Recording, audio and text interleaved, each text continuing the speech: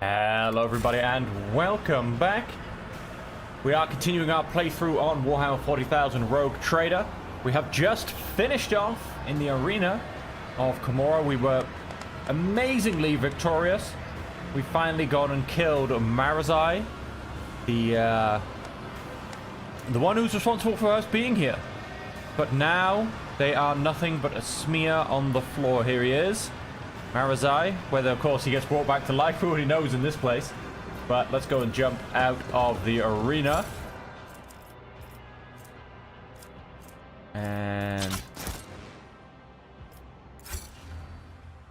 continue where we came from. Now, of course, we still have to fetch Cass, who is in the clutches of with a weird surgeon in charge of the opera. I forget his name. And then, of course, we still need to escape from here, which is the current goal. Let's go and see if we can get Cass, stage 1. And let's see what comes next. We are, of course, going to be finding ourselves a Space Marine friend in here. We have already seen him in one of the previous fights.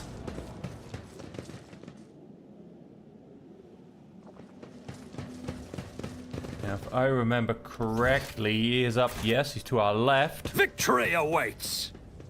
Well, victory's just been had, my good friend Abe. Victory has just been had.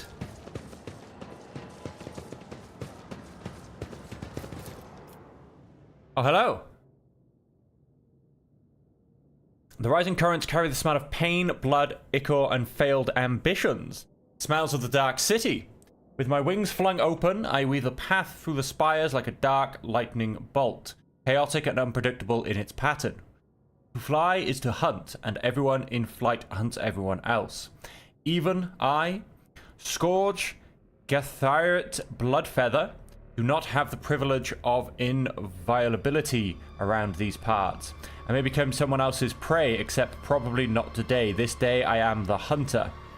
My homunculus-modified olfactory receptors pick up the scent of my prey, and I tread cautiously as I approach it.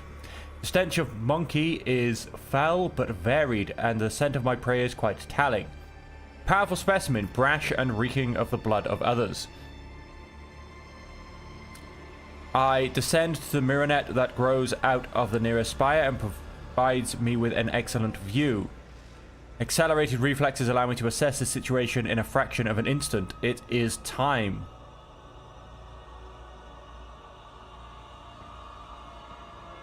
Interesting. But I still decide to wait and get a better look at the prey. A male monkey, a pampered upper caste cub who was fed and equipped with the best their race can offer. Certainly arrived in the Dark City recently. The city which has not yet managed to leave a mark of perpetual expectation of doom on its flattened shoulders. The most glorious game which clings to life and the strongest and leaves the sweetest death essence. Reflexes urge the muscles to act. Okay, I act. The shard carbine spews forth a stream of crystalline projectiles that howl and chatter as they pierce the flesh of the prey. A deadly, slashing blizzard drapes the street in bloody snow, the bodies of random passers-by caught in the fire falling to the ground. This is a common occurrence in the spires. Everyone around me flees from the field of death whose borders I have made clear. The prey falls, but it is still alive. I did not expect the hunt to end with the first salvo. The prey is badly injured. I can easily finish it off in the open. The prey...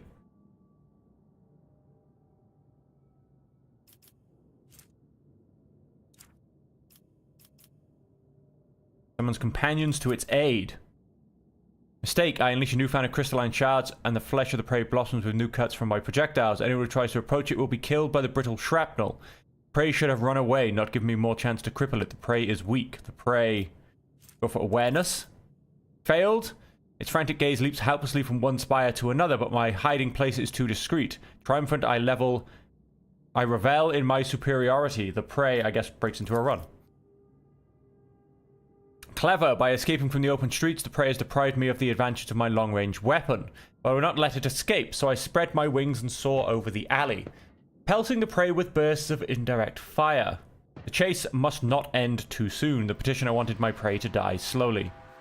There is a strangeness to the movements of the prey as it dashes away one moment and freezes the next.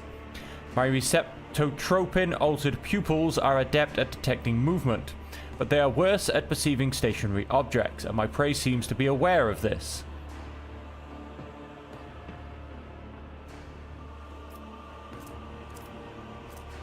Slips away using the bodies of random passers-by as cover.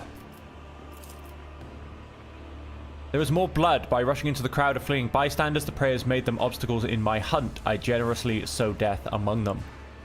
But their deaths bring me no joy, because the prey keeps eluding my volleys. I let out a disappointed shriek. The hunt continues. The prey manages to elude me for a moment by ducking into a crowded street.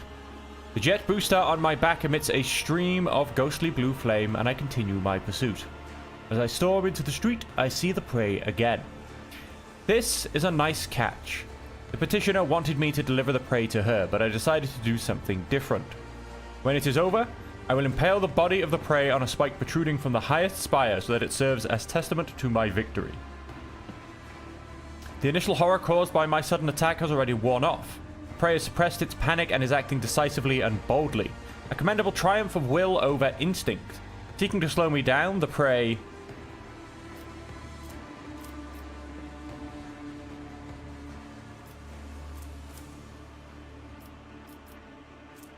Okay, 0% of all of them.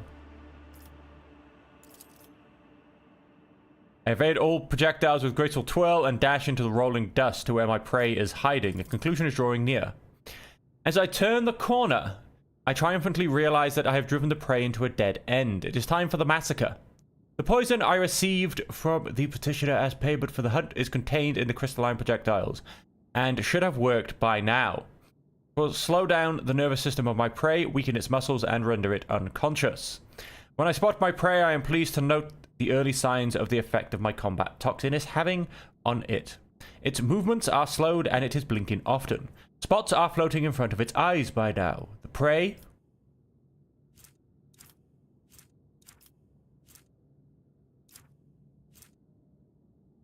is not where I expect it to be. Having climbed to the ledge of a wall, it lunges at me and bellows.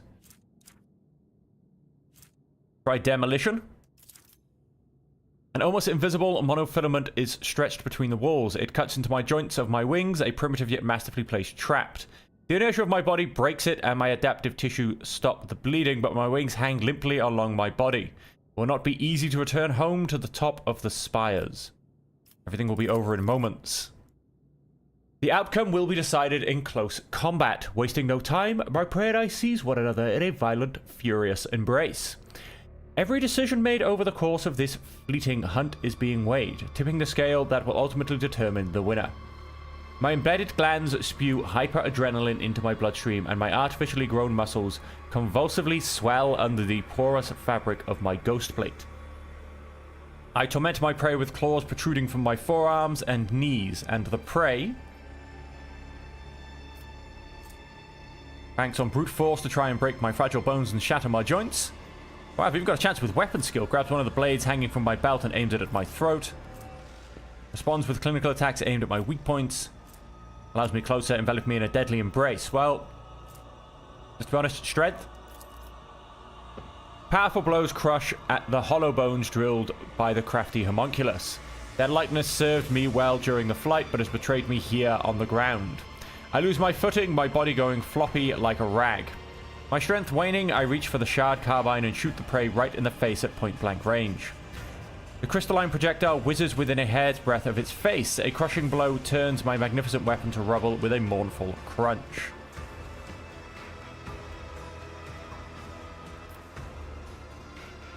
I want to know why it tried to kill me. Would I tell it if I could about my petitioner, Kikaros the Witch? About how insulted she was by the deaths of her fosterlings, the blood-stained proselytes in the arena at the hands of my prey. About how badly she wanted to spite the prey's master, the sour-tempered homunculus Tervantius, who had arranged that insult. I do not know, for my throat is crushed and only a faint wail escapes. I am dying at the feet of my prey. No, at the feet of a monkey. A humiliating end for one who earned the status of apex hunter of Komorra through torturous alterations of the flesh and a bloody pilgrimage to the very top of the spires. Does it hurt to perish like this? It does.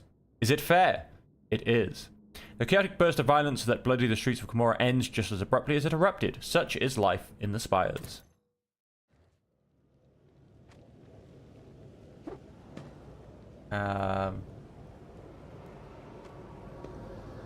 I feel like somebody owes me a dead body. Oh yeah, here he is.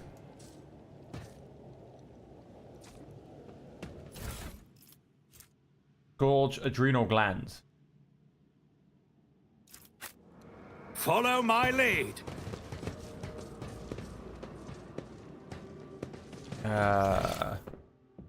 Yes, I'm actually technically on the long way. Just having run away, we have ended up on the other side of the map, near to a teleport. Go to the anatomical opera.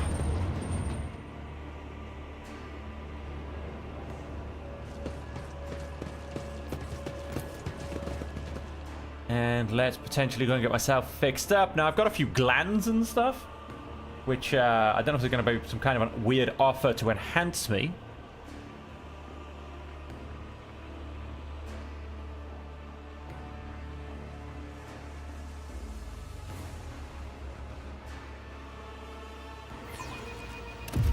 We'll find out, quite frankly.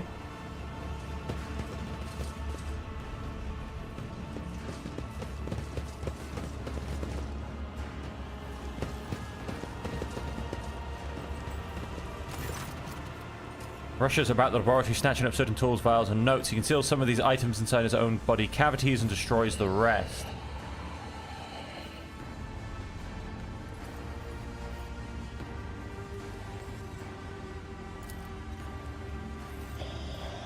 Bunkus glares at you and roars furiously.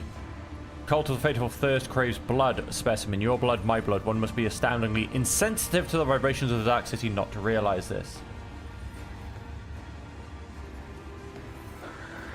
I don't care. Forget the old promises, monkey. This is war. My loyal servants are being slaughtered across the chasm. I cannot take any more specimens away with me, and the ones I have already packed are far more valuable than you. You humiliated them, monkey. Kikaros and I agreed that we would send fresh meat against you, but she decided to undermine my authority by sending out her best. You slaughtered them, and so it was the cult's authority that suffered.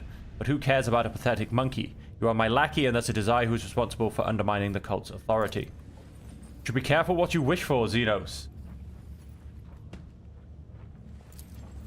It was supposed to go differently. Your performance was supposed to be a lesson in respect, not a declaration of war. You would have killed someone unimportant and made the witches' vanity bleed. The witches would have received your head as a salve for their wounded pride. They would have been remedied for a time that I was still someone... reminded that I was still someone who could greatly complicate their existence. Instead, you have failed me, all of you. Kikaros did not keep her word, and you did not die in her trap. It is all your fault that things have spiraled out of control. So what's the plan? I will leave the anatomical opera and withdraw to the spire of the Reaving Tempest. The witches won't dare to settle their scores under the eye of my patrons, so the Cabal's valuable servant is safe from their ire. As for you, go out into the streets of the chasm and die, or go to the arena and try to kill Kikaros. Even if you succeed, you will still die. I should have stopped wasting time on this idiocy long ago. All those pathetic simpletons did was weaken my focus and distract me from my masterpiece. At last, I can devote all of myself to it.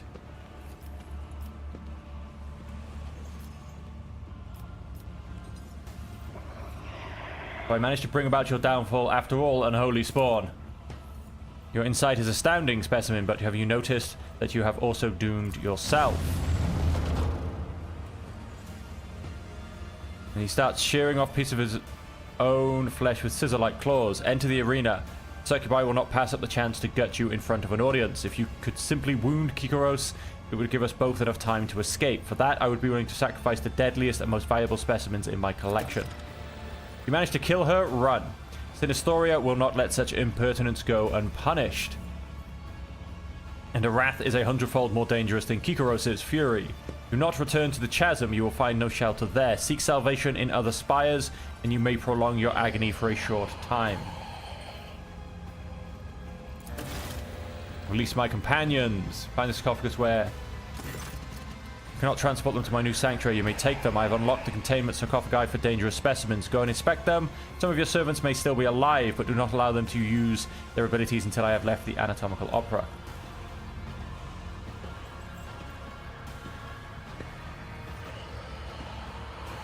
I must take my leave. Alright, we unfortunately didn't get our injuries cured.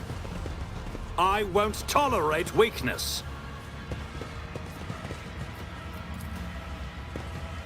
What do we have behind door number 1?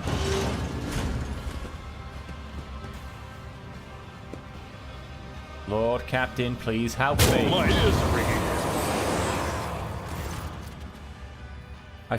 At last I feel something. You see horror confusion in Cassie's wide open eyes. Her face, neck, and hands are gruesomely scratched, and sticky blood is dripping from the tips of her claw-like fingers. Ah, why are there so many of you at once? Red, black, violet, scarlet, yellow, dark maroon. Away with you. Stop swarming my thoughts. Cassia clutches her head again, this time covering her third eye, but you can already feel the breath of the warp coming from its gaze. Bahada, I cannot control it. Powers flowing through Cassia's fragile body make your head swim and your hair stand on end. Your body is burning. Oh no. Execution engine, master. Your body is burning as if you have been doused with a vat of molten plasteel, and your head is teeming with strange whispers, shadows, voices. Every breath is a struggle, as though something is scratching at your insides, trying to claw its way out of your chest. Your gorge rises. You have survived being exposed to the Navigator's open eye, but will your body and mind hold out if it occurs again? I can attempt to soothe her with prayer. All is well, my lady. You can defeat this. I shall stay by your side and help however I can. Assume that pretty much stays at 75% all the way down. Coercion goes up to 80. Agility. Pick up a pistol from the floor and shoot her. I don't think so. We'll go for dogmatic. Cassie struggles to focus her eyes on you. An unfamiliar expression is imprinted on her pale, gaunt face. One that is stern, confident, and imperious. It is the same expression you saw on Theodore von Valentius' face when you first met her. And may his light scatter the darkness ahead, for the Astronomicon is the beacon and his guiding blessing to me. An eerie chill runs down the entire length of your body. It is a feeling you forgot, but the recollection swiftly follows. Someone else's turmoil and emotions and a will that is not your own. This crushing wave is about to consume you. Willpower succeeded. A haze of anger, despair, and fear smothers you like a burial shroud, but this is not the first time you have had to deal with a surge of foreign emotions assailing your mind. You wish you would die here and now. No. You wish you had never been born in the first place. You summon your will and push these thoughts away as though fending off a sword thrust, and Cassie's feelings dissipate before they can latch onto you.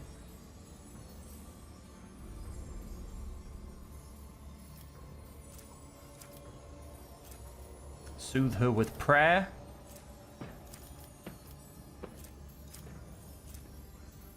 Weird. Yeah, how things like logic are coming through J. They should be coming through Pascal, surely. 50%. I'm not going to shoot her. And agility is going through... J. Unless, of course, you know, the injuries we have sustained. Don't you dare wish death upon yourself. When I am with you, I will strive to alleviate your every sorrow. Do not speak of such things. Do you hear me? Cassia digs her sharp nails into her head, and rivulets of blood turn her hair from white to crimson. I could have killed you when we first met. I could have unwittingly robbed you of reason on your ship. It is my fault you were attacked in your own palace. And now? Her eyes are brimming with red tears as she looks at you with passion and tenderness. Can I endanger you any longer, Bahada? I will not let you suffer. Cassia concentrates, determined to bring her powers under control, until her body jolts as if electrocuted. You know when darkness envelops you, it takes everything away, leaving no sounds, no smells, no solid footing. Darkness devours every color that tries to make its way in. Every color I tried to create inside. Darkness is withering. It swallows the colors. It chews and consumes. But when darkness had overtaken me completely, I could sense I was not alone in that darkness. Someone else was with me. Someone intangible, cold and colorless. And that realization ravaged my sanity all the more. When the capsule opened, my mind was drowned in grimy shades of crimson and umber and black and am I going balmy? Bahada, I thought I could harness this power, but now you must end this for the sake of your own and for that of all that we have shared. But if you do this, I shan't object at all. Cassia closes her eyes, unable to bring herself to meet your gaze. Her tremors subside for a brief moment, like a resigned victim going still in anticipation of the executioners. axe. Frigid heaviness hangs in the air. Your entire being implores you to run quickly now. Cassie, you are stronger than you think. Never happened to you. We can make it right. Put your trust in me. Kill Cassia. Nope. Hold her and kiss her. Cassia freezes, startled by your touch, and your lips join together in a bittersweet kiss that tastes of blood and tears. You see terror in her wide open eyes, but then her body relaxes and her eyes close along with her navigator's eye. She reciprocates slowly, uncertainly, gently. Please, no more. I cannot breathe. I fear I may faint.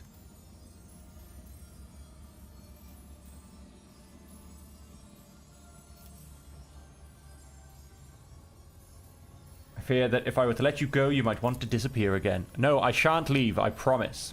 Cassie's not trembling anymore. Instead, she clings to your chest and rests her head on your shoulder. You can feel her heart pounding in a measured, sweet, and calm rhythm. Oh, Bahada. Taking an awkward step back, Cassidy gingerly covers her third eye as if afraid that she might unleash her soul's tempestuous powers upon you once more. You risked your life to save me. You were a rogue trader, the ruler of a great dynasty. It was utter lunacy. It was irresponsible. Cassie's brow furrows indignantly, but her eyes are full of pain and despair. Your protectorate, your billions of subjects, they could have lost their sovereign in the blink of an eye, yet you, what were you even thinking?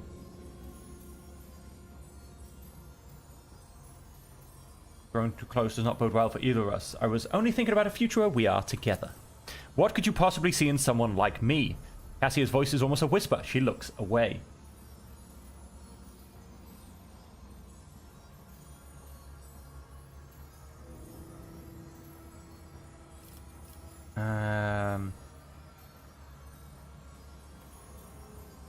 Number 2.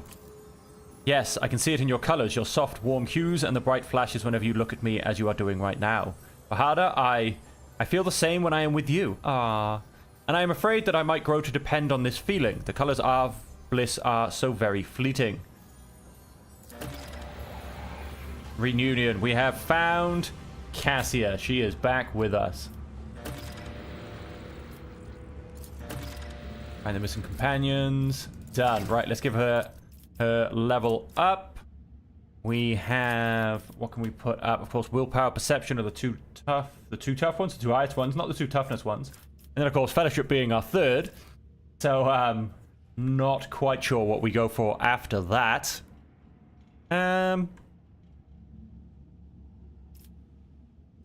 Agility?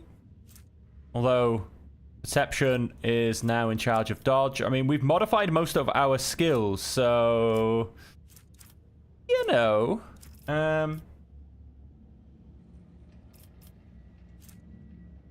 Character bonus, willpower. So I mean, there's not really any point to be putting toughness up anymore. Ooh. High skills come off fellowship. Yeah, there's really not any point to any of these. It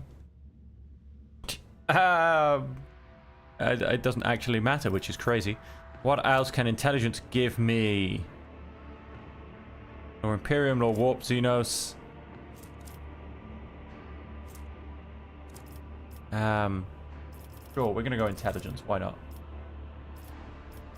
And then let's come down to. I don't. Actually have a look at some of these things, shall we? If there are more enemies and allies in a frontline area, all allies in the area gain plus 9% to parry and dodge. If there are more allies than enemies in a frontline area, all allies gain. Sure. Let's focus it on Abe. And he can basically get plus 9% parry and dodge.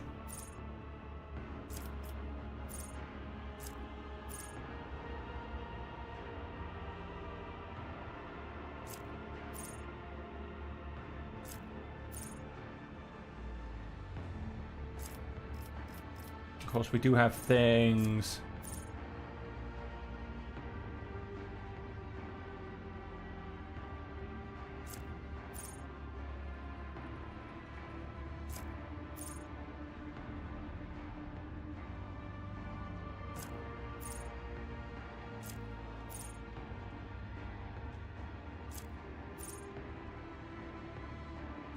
Sure. Done. Homunculus' minion. Some goods. Torture device is locked and sealed.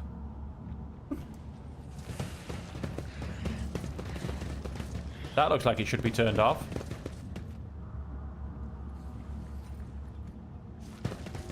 Well, we've got who we came for. It's about time.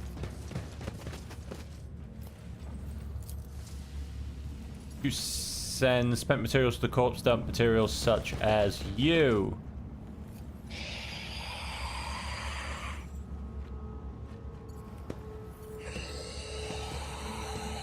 What's all that about?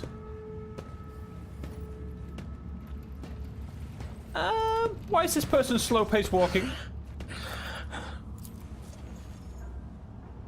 Over in this direction.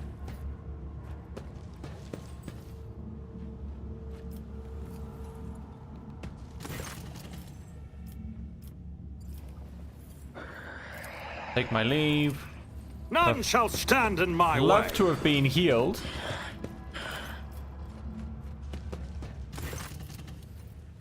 Know about you more in your craft. I've come first from specimen of increasing motivation to serve.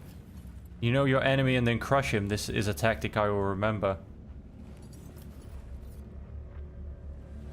Why did I survive? Your body was given to me for disposal. It was thrown into the cesspit. It is an anomaly that the specimen did not die. I must consider fitting the disposal chute with a shredding mechanism. In a safe question befitting your small-minded kind, the homunculi are artists of anguish and the masters of flesh, delvers into unexplored sources of pain. The greatest among their people, my head holds a brilliant intellect, my hands command power over life and death, my body is the pinnacle of surgical discipline, our minds hold the knowledge of hundreds of generations. Are you aware of the beautiful variety of essences that can be extracted from the psychic energy of a dying sentient creature? Of the ways, shades of torment, and methods of determination alter an essence's properties. This is the great alchemy of death and transformation. Smiled obsequiously. A few equals in Komora, my knowledge is vast and it goes beyond the mysteries of flesh and essences. I have observed many disjunctions where the destructive energies of the unreal erupted here in the webway. I have studied the devastating force and learned to harness it. I have created psi stiflers to keep the space around this spire intact. I have touched knowledge so ancient. And then snaps. It is not necessary for you to know this specimen. It is not. Make my leave. Alright, so no curing my injuries. Well, hang on, who's up here?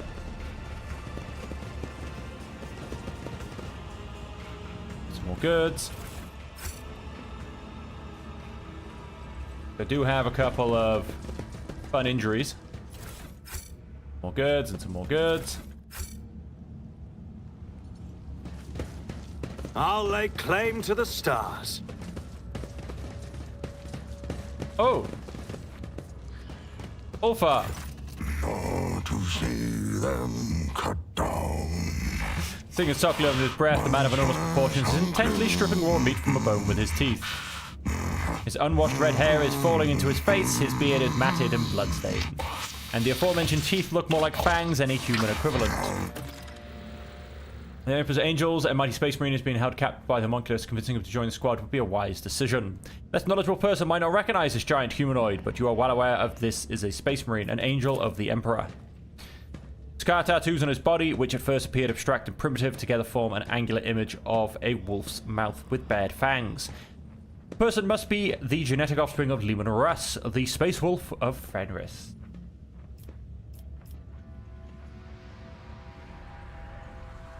Fenris Yolda, black. Fenris Yolda, mortal.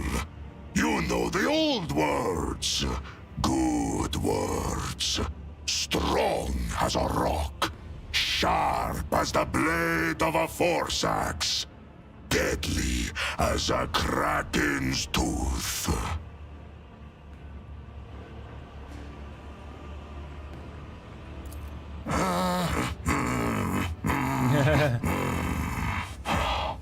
What do you want? Let's study the man. Huge body with straggly overgrown red hair perfectly suits the deep chilling voice of this man. Or of this beast in the guise of a man. Tribal scars like tattoos cover his chest, arms, and back, and you glimpse intricate braids in his mass of unwashed hair. His body bears so many pale scars that you cannot count them all. The muscles bulge beneath his skin like boulders. He looks like a statue carved from stone. Thank you very much for the subscription on YouTube, David Wooner. I don't know if you're with us here or somewhere else in YouTube, but I hope you're having a fantastic day wherever you are. It is clear that captivity has sapped this prisoner of none of his physical power. Your assessment is confirmed when you spot the remains of a Drukari in the pile of carrion at his feet. Likely one of the homunculus' servants, the Drukari's flesh appears to be making a fine snack for your new acquaintance. Listen to the song. You do not know the language. The sounds seem crude and mangled, but not entirely lacking the harsh dignity of a form of Gothic. While also sounding similar to the rumble of a landslide, sharp and choppy guttural phrases tumble forth in a harsh rhythm. Try to join the singing. Close your eyes and enter the flow of the song like slipping into a fast-flowing mountain river. Words rise up naturally in your mind. They are not the same ones sung by the prisoner, but you sense their aptness. Verse flows from your lips full of surprising poetic metaphors and bloody details of a nameless hero fighting monsters under the light of unfamiliar stars. You are the one who has supped the mead of the Skjalds, I see. In the long haul, some of my brothers will be eager to tell you of their exploits so that you would sing a saga of their deeds. Who are you? I am a wolf.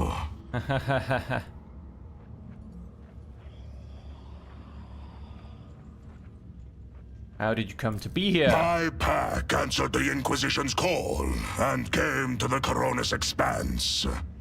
There was a battle, and then the young wolves yearning to be meat for their brotherlings. To a feast of bolters they went out roving. Though they were but few, one long fang with them went loping. Not to see them cut down by scythes unclean. The pups he sent scattering, and there stood alone the paths guarding. For a foe he long spied, one worthy among unworthy. The song of swords singing, they clashed with clamor and skill, until stood the old wolf upon the bones. Then, by the birds of battle, was he brought down.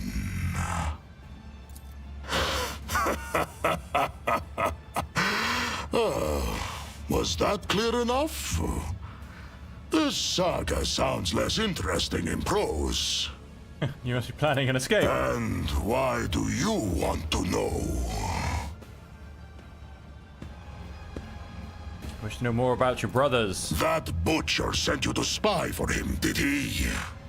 Or do they know nothing of the Emperor's angels, the space wolves of Fenris, or the... I have no more questions.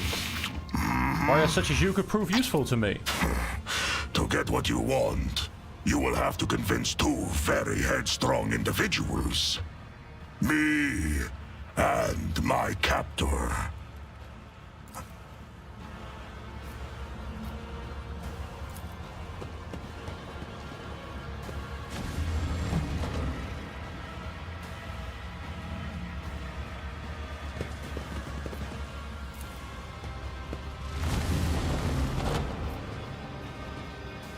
Oh, what have we got? We got a lovely puzzle going on here, clearly.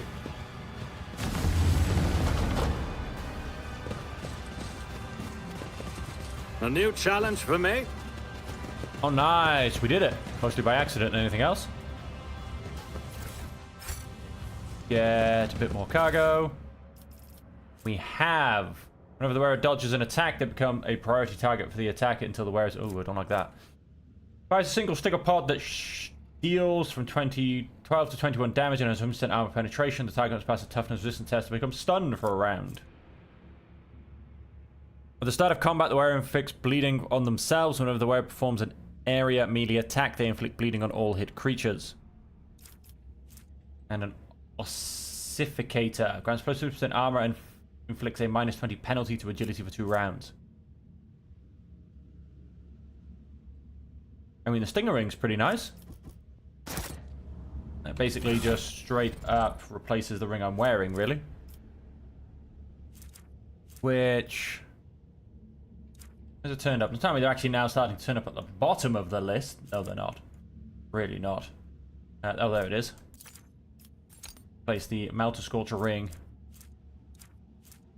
Or grants you on a plus 15 to bonus of Lore Imperium. Deadeye Shots, bonus to awareness. Whereas melee attack damage is increased by 0.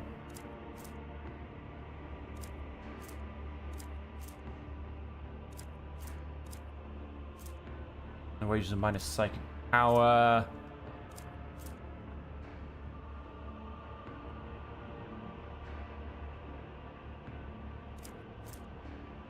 And 1 AP for each consecutive turn the wearer has... yeah, that's never going to happen on this guy. No way I'm ever standing still long enough to get shot. Okay, she has all of her equipment.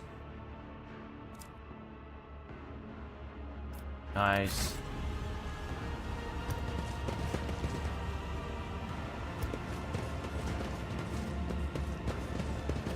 And let's just double check. So that's... okay, that's opened that. There's nothing on the other side, Follow although... my lead. Streets of oh, maybe there is. We definitely opened up a another door with a switch, so I guess this was probably it.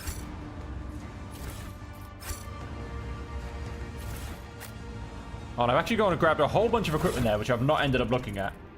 I recognize this is one of them. If the wearer has 8 or more AP at the start of their turn, they gain 30% damage to the rest of combat. Wow, that's a lot of AP. High demands. Just have a quick look at the equipment I've got. Doesn't look like I've got any armor or weapons. Doesn't look like I've got any helmet. Having just been through this very luckily, it doesn't... oh wait, what's this? Long range aim lens increases the range attack distance by +1 cells. That I believe to be new.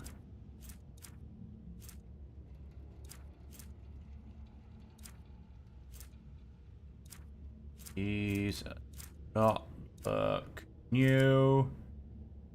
Either to the cloaks, probably some grenades, stims. What happens when you click through things too quickly? I won't tolerate weakness.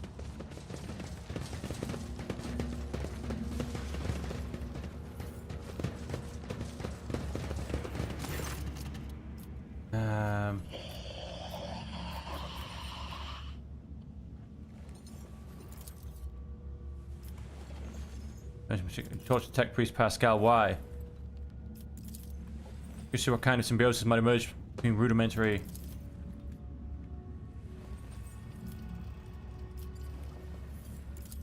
take my leave. How do I get this Space Marine out then? It's about time.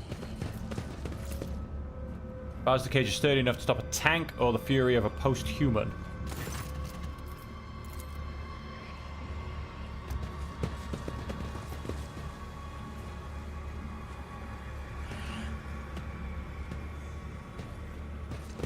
Gatekeeper lets anyone into the opera now.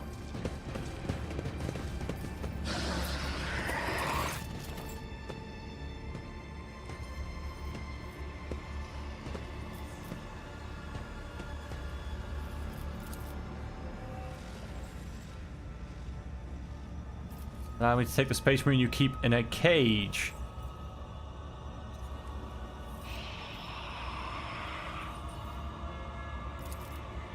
No. He returns to his work, noticing that you're still waiting for something. If you wish to continue wasting my time with a pathetic pleading and whining specimen, then you know the price. Pay up or get out. Hold out the bag of samples. Of course, Master. Tonus's pain converter. It will do. Well, looks like I've potentially got him. Obedient specimen, so be it. You have earned a few minutes of my attention. The answer is still no. Okay. Particularly a monkey specimen has phenomenal parameters. I've previously studied 2 other specimens of the same breed, but have yet to untangle their genetic secrets. He also performs well enough in the arena. I will not part with the last specimen.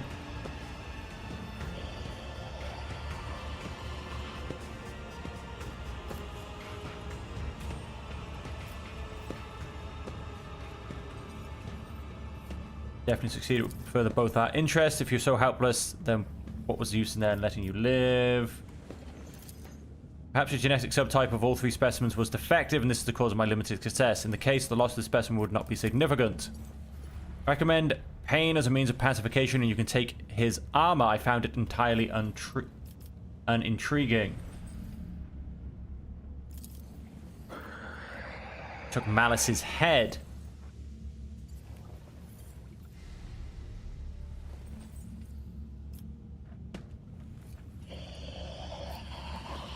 Are you able...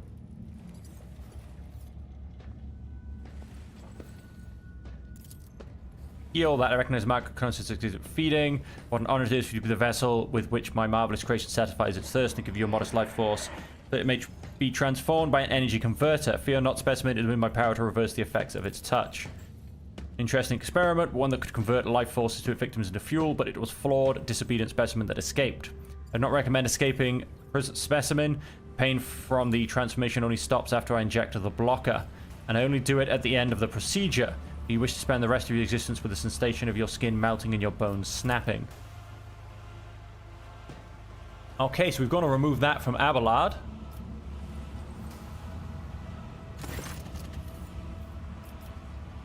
I'm going to pay for it. Cost me some nerve fibers. You mend my body. Let's see what kind of interesting damage your body has taken, which parts of your organics can be improved. Trying to scream, some specimens, blah, blah, blah, blah, blah. I'm hoping that gets rid of, yes, all of my injuries. We must act. Heal its Spirit Stone, okay.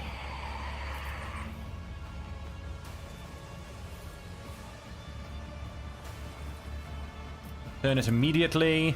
A striking proof of the innate shallowness of your kind after riddling her of the Q device. Your fears and augment are restored an intriguing feature of her genetic code. So be it. I will not squander my best materials on her. I return a mechanism without delay. Remove the redundant parts. Which one do you choose?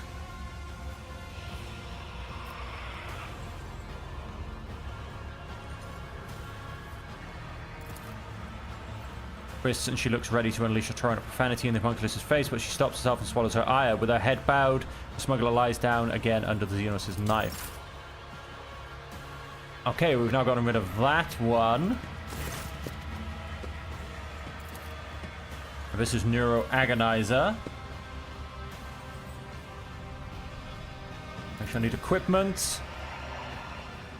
Find yourself a club or a sharp stick suit your abilities. You could try something more advanced, assuming you are not afraid of accidentally killing yourself with it. Okay. Increase awareness movement by +3 points. Row gains 10 strength and 5 toughness.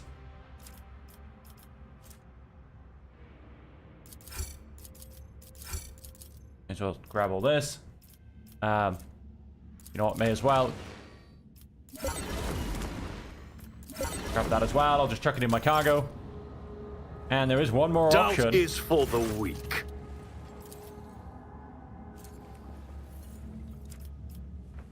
Share some of your creations with me. The mere thought of you tarnishing them with your filthy hands are revolting, but it serves me to ensure my safety. I will tolerate this obscenity.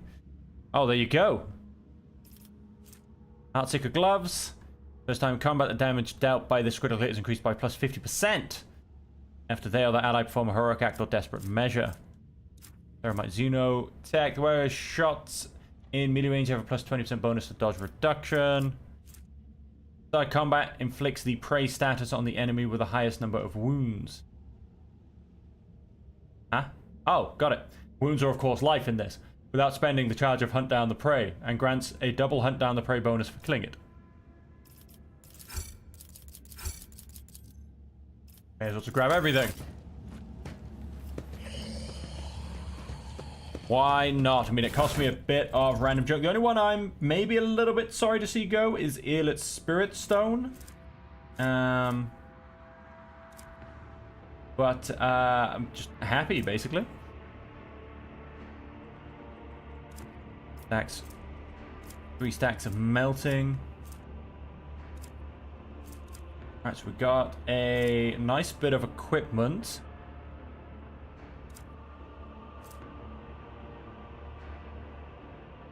Strength and agility by -10. We're gonna go and get that one out of the way.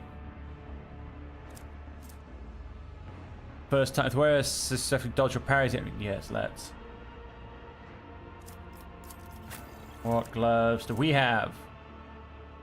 Ballistic skill. Fiction icon class. All allies at a 40% against enemies adjacent to the wearer. Oh, let's keep that. That's quite good. We definitely also got some boots. Some parry when using swords. Immune to being slowed and immobilized.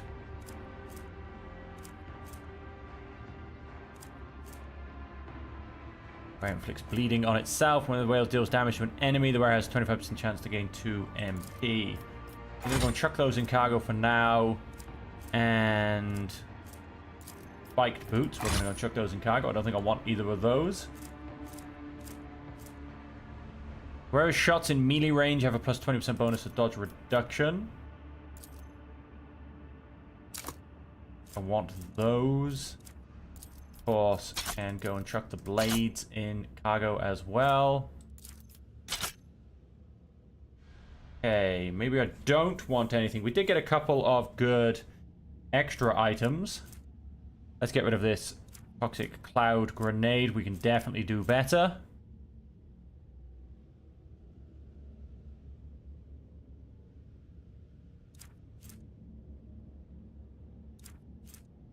You know, spasm grenade. Very nice.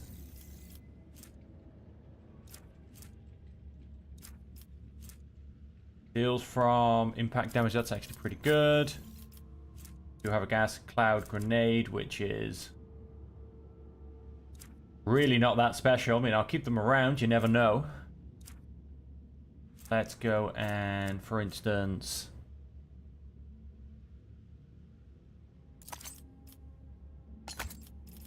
slightly better grenade to throw.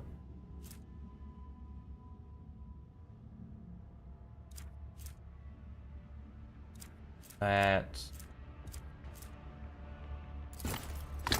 Gladiator's healing kit. Why not? You look like you're all set to go. Do I want to remove a med kit? But now I'll keep the med kit on you. Okay. Let's go and grab myself a Space Marine.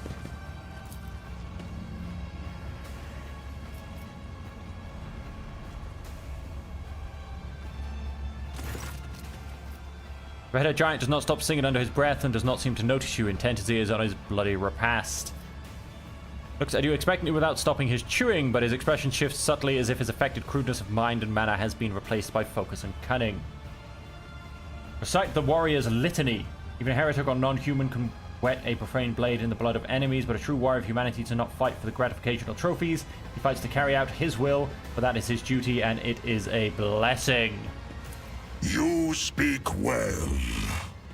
I have heard these bookish words many times before, but this is the first time I have heard them spoken with such resolve. I see that you believe in them, that you live by them.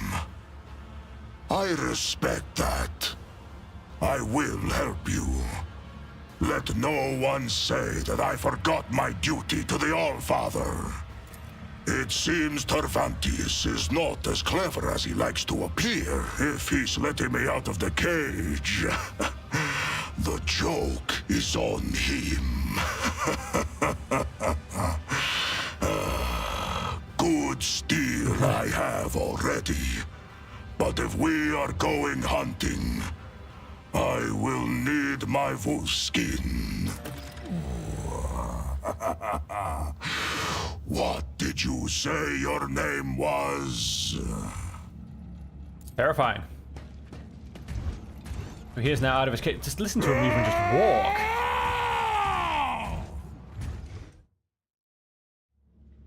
Ulfar's abilities. Ulfar's a space wolf, a mighty space marine. His proportions instill respect in his allies and fear in his foes, but because Ulfar takes up 4 cells instead of 1, certain mechanics may work differently for him. Ulfar does not use cover or conventional human armor and weapons. Ulfar's unique ability allows him, once per combat, instead of losing consciousness due to having his wounds reduced to 0, to become incapacitated for 2 rounds. While in this state, Ulfar cannot be targeted by attacks or suffer damage, and he also counts as full cover for his allies. I love it. Use the downed Space Marine as cover. Once 2 rounds have passed, Ulfar can act again and regains 50% of his maximum wounds. Furthermore, Ulfar is an Arch Militant. An Arch Militant's keystone ability allows them to gain a stacking versatility each time they make an attack whose type is different from the previous one the Arch Militant used. The versatility. For the purpose of this attack types are single shot melee attack, single target or burst, area melee attack, area ranged attack, and ranged burst attack. So... okay. For each stack of this effect, the Arch Militant, their weapon skill and ballistic skill are increased by +5. If the Arch Militant accumulates 4 or more stacks of this effect, their attacks start dealing an additional bit of damage. We definitely want to use him, but who do we replace with him? I'm going to say Jay. She is the one that I kind of always end up wondering what I'm doing with. So he does, however, unfortunately have 13 levels to do. So give me a second, folks. This could take a wee while. Because, as we all know, leveling up on this game is not the easiest. Let's have a quick look. In fact, let's have a quick look at his character first. Yep, close this. Let's come over to here. He is dogmatic. Let's go see. How am I doing in dogmatic? Haven't quite reached level 3 yet. He is dogmatic. He has the soldier archetype, so controlled shot, firearm mastery, rapid fire, revel in slaughter.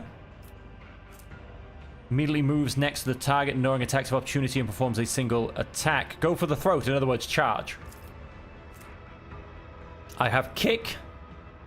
Weapon damage attack does not count towards the attack limit per turn and counts as a single melee attack for the purpose of versatility. And will push the target 2 cells away. Till the end of combat, the Arch Militant can make 1 additional attack each turn, including 1 additional attack on the turn of this heroic act was used. So that's my 2 masteries. Talents. Target of the kick must pass a toughness test or fall prone. He has, of course, versatility, kick, steady superiority, revel in slaughter, firearm mastery. Yep, that's the thing. Unpredictability, in which the soldier is protected by cover at the moment of the attack. Well, he doesn't get cover, so reloading costs less AP, combat mastery. Each shot fired by the soldier grants them +1 agility until the end of their next turn. Until the end of combat, the soldier's rate of fire is increased by 30%. Enemies damaged by the soldier's area attacks suffer +4 damage from the next attack that hits them. Rapid fire, dueling master, bonus to parry. Rapid fire no longer reduces damage. Dual weapon combat, fantastic. It will not die. Fireground mastery upgrade +1. Till the end of the soldier's turn, they gain +4 MP and their attacks do not spend MP. Fantastic. Origin talents.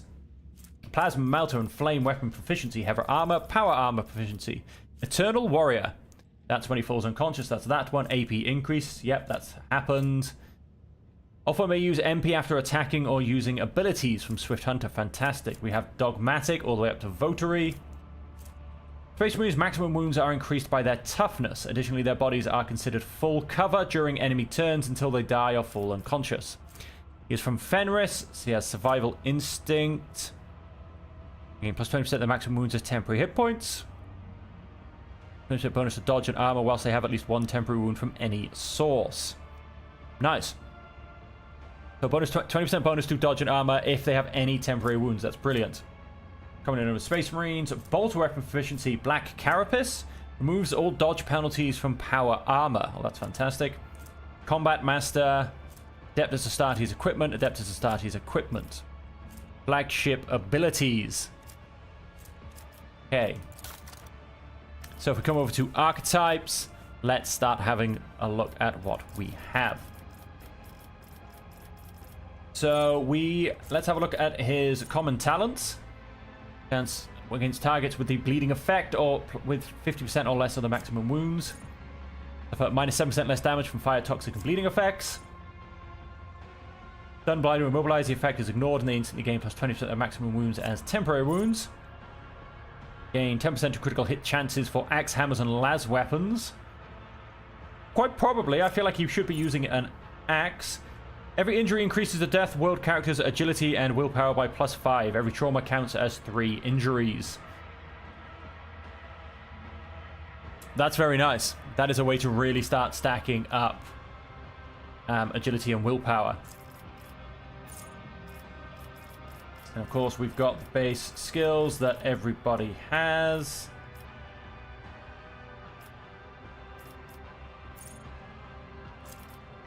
I feel like he should have... That's fine, let's come out to here.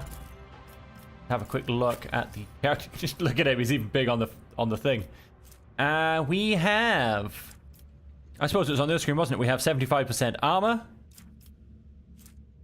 75% dodge. Dodge reduction is really high as well, as is parry. 4 resolve and 6 deflection. Astartes bolt pistol.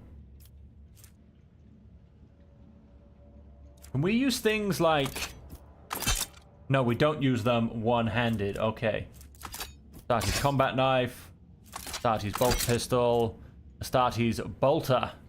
25 to 35 damage. Of course, let's go for...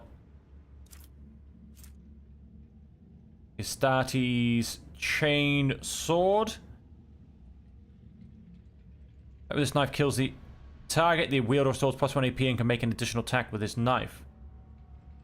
Chain weapons have plus 50% critical damage. I mean, dodge reduction does go up by 50. I mean, yeah, that is... I'm going to keep the knife because that dodge reduction is pretty amazing. Astartes power boots.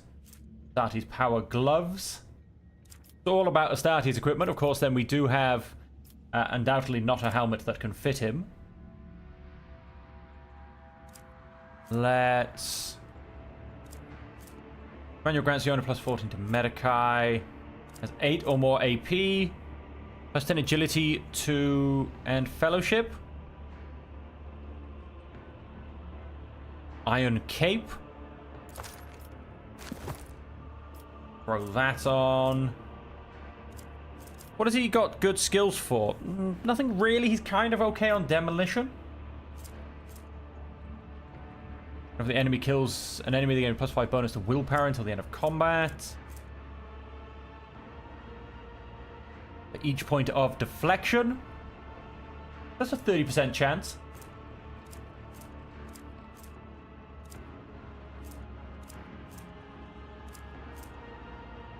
Phenomenon.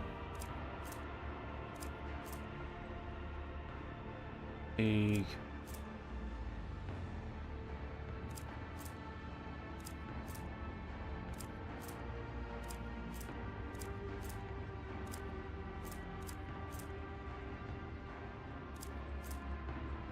Okay, so I'm thinking... That'd be a 30% chance. Reduce incoming warp damage, because he does have a deflection of 6. And then... Okay, so we have 2 choices of necklace. Only one of the wearer's combat tactics areas is effect. One of the wearer kills their target with a melee attack. All enemies in a 2-star range around the wearer suffer wearer's willpower bonus mental damage. So plus 4. I mean, that's all I've got at the moment, so I may as well equip it. And in terms of weapons...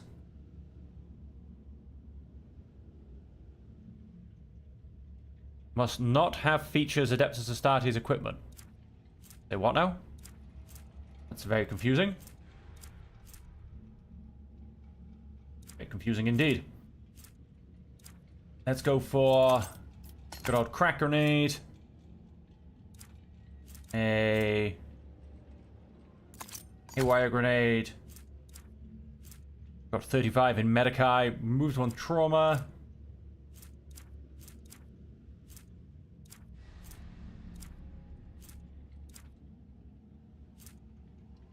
Stores 32 wounds. And about it, really. That's about the only thing that affects in her Astartes.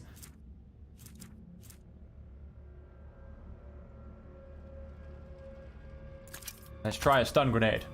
Okay, so now let's go back to his leveling up and let's see what we've got.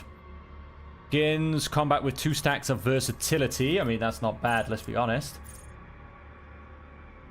When entering combat, they gain plus 14 weapon skill and plus 14 ballistic skill until the end of combat. I mean, sure, let's give both of those a plus 14 boost. Why wouldn't we? That'll serve me fantastically. And so that puts both those up to 84. Let's go and jump in with a bit of extra agility, I think. That'll put that up to 60. Devastating attack. Hits will cause all targets to make a toughness resistant test with a minus 14 penalty. If failed, the targets will suffer a negative effect based on the attack's damage type. Plus 8 MP. If the Archmilitant has stacks of versatility, they gain plus 3 more stacks of versatility, which last until the end of their turn. The European will not count towards the attack limit.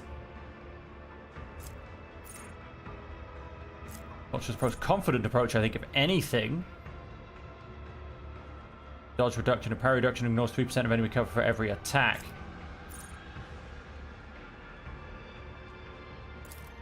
Use that one, and I will then get plus 3 stacks of versatility, which lasts until the end of combat. We are down to... I mean, I am quite tempted by the Wounded Beast. At which point then, you know, we just... make sure this guy gets lots of injuries. And of course, then... main weapon expert, bolt weapon expert.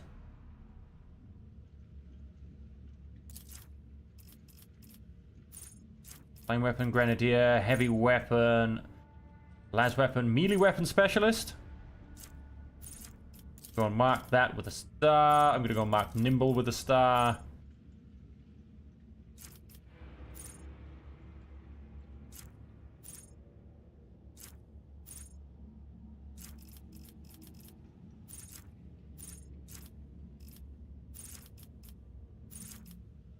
I feel like he's mostly going to be using bolt weapons. He's using 2 bolt weapons at the moment.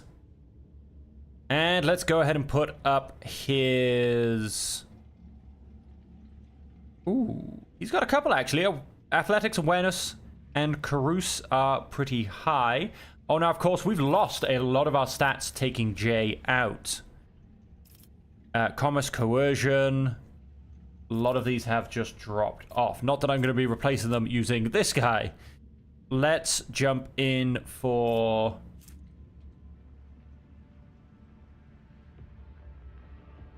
Carouse? No, let's jump in for athletics.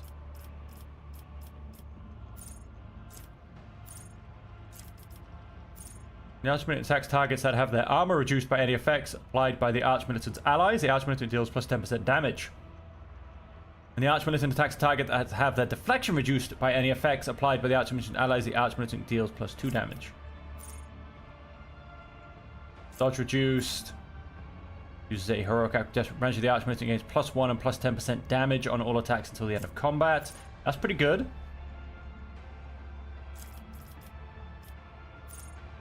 Is under the effect of Reckless Rush. Their attacks do not cost MP. Bring an enemy with a melee attack makes all of the Archmilitant's range attacks this turn cost minus 1 AP, and vice versa. Does not stack.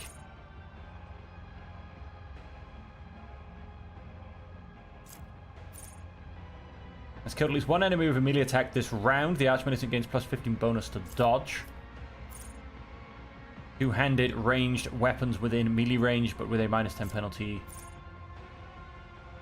A stunned, prone, or blinded.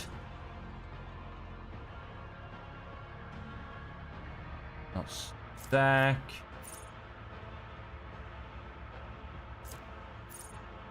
Area attacks, both melee and range, reduce the deflection of all enemies hit by -2.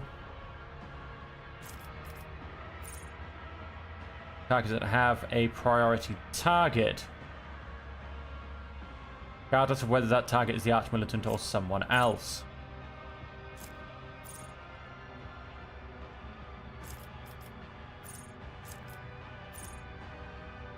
Price cautious approach. I have this feature. 15% bonus to dodge, as long as I've killed one target this round.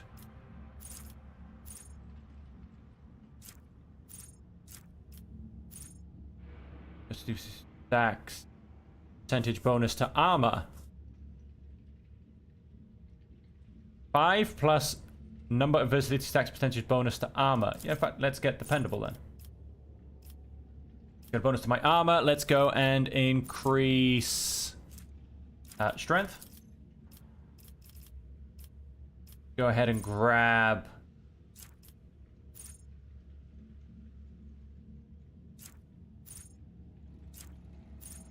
Wounded Beast.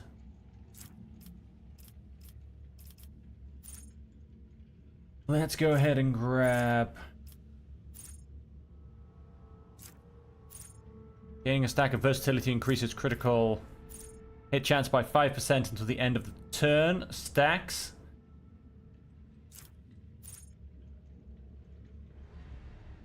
And vice versa, does not stack. Let's not star it. Let's grab it. And then I guess we'll go and grab...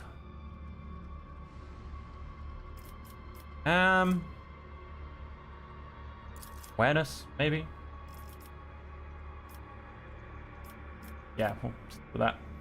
Let's grab strength again. Let's put that up to a 90. First time in combat, the Arch-Militant reaches 0 wounds. While under the effect of steady superiority or heroic sacrifice, the Arch-Militant restores 20% of the maximum wounds and loses this effect. Every attack grants a stacking plus 2% bonus to critical hit chance. For the end of combat, the Arch-Militant's attacks do not spend all MP. Additionally, each attack grants a stacking plus 5% bonus to dodge for 1 round. Heroic act of the Arch-Militant archetype and the heroic act of the warrior or soldier archetype in a single combat. Sure, let's use both. Let's go and grab... Go and grab another awareness, why not? And...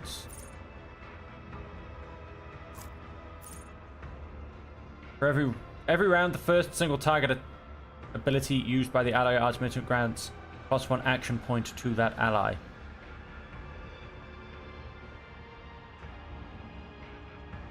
Single target ability used by an ally on the Arch-Militant grants +1 action point to the ally. Yeah, sure.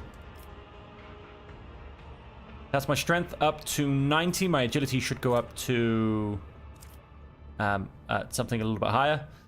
Quite hard to sometimes see. That is technically going to go up to 84 at the beginning of every combat. You know what, let's keep just increasing my strength for now, I think. Trusty weapons are a potential, but I did star a couple of things. Let's grab nimble. Let's get a bit more dodge. Next attack this turn will cost 0 P and will not count towards the attack limit per turn. The cost of ability goes down by 1 AP for every 4 stacks of versatility. Failed, the targets will suffer a negative effect based on the attack's damage type.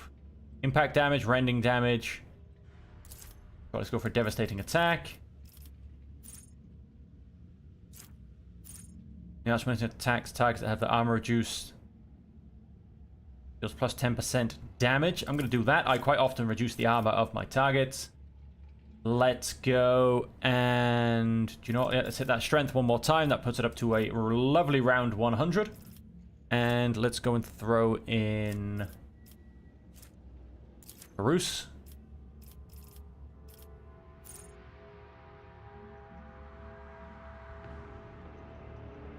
Gains 5 plus number of versatility percentage stacks bonus to critical damage.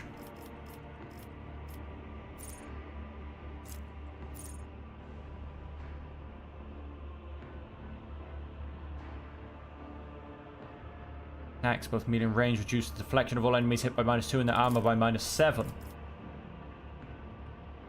Let's go and grab a bit more agility. And let's complete! Alright, we have a lovely round score of strength being 100.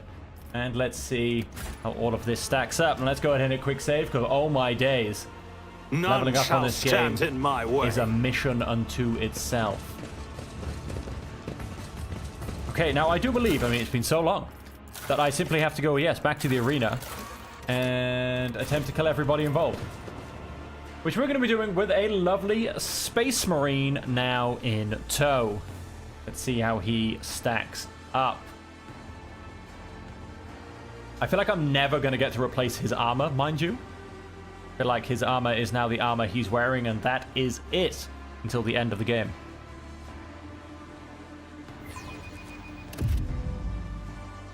So back outside we are. Why, hello! You have insulted the cult of Fatal Thirst outsider. You have insulted the fighting pit itself. The witches are longing for you to die. Oh, are these guys about to turn on me, or are they about to help me? I'm not quite sure. I think they might be about to help me. I think they're my shrieker dudes. And you'll die quickly. I lied. They are tormented captives. Cabalite Thrall Master. Cabalite Warriors, Cabalite Rangers, Cabalite Rangers. What have we got? We've got 14. Just random civilians, you know, standing at the back, so to say. So, we've got a Cabalite Ranger pushed back on both sides. We do have a Grotesque. He's going to be the biggest anomaly.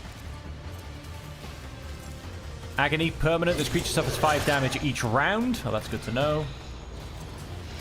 Cabalite Warriors and Cabalite Thrall Masters shouldn't really do too much. So what does this Grotesque have? Natural armor. We can remove that. Whenever an enemy deals damage to this creature greater than 15% of the creature's maximum wounds, this creature gains +5 weapon skill and strength. Well, at least it's not the same as the other one where he came back and killed me for it. Cabalite Thrall Master. Okay, yeah, nothing too scary, so to say. Ulfa, front and center. Thank you very much. I'm going to have, if we can, yes, Bahada sneak past him. Cass is going to come out to here, basically try and kill those. We do have Argenta coming straight after Cass. We're going to keep her in the middle so we can potentially go either way, because I would like to completely neutralize these guys. Abe. We are going to stick you down here. You can start becoming a pain in that direction. And Pascal, right where you are, basically. In fact, let's just, let's keep Argenta where she is. That will do just nicely. Oh, Cass. How I have missed thee.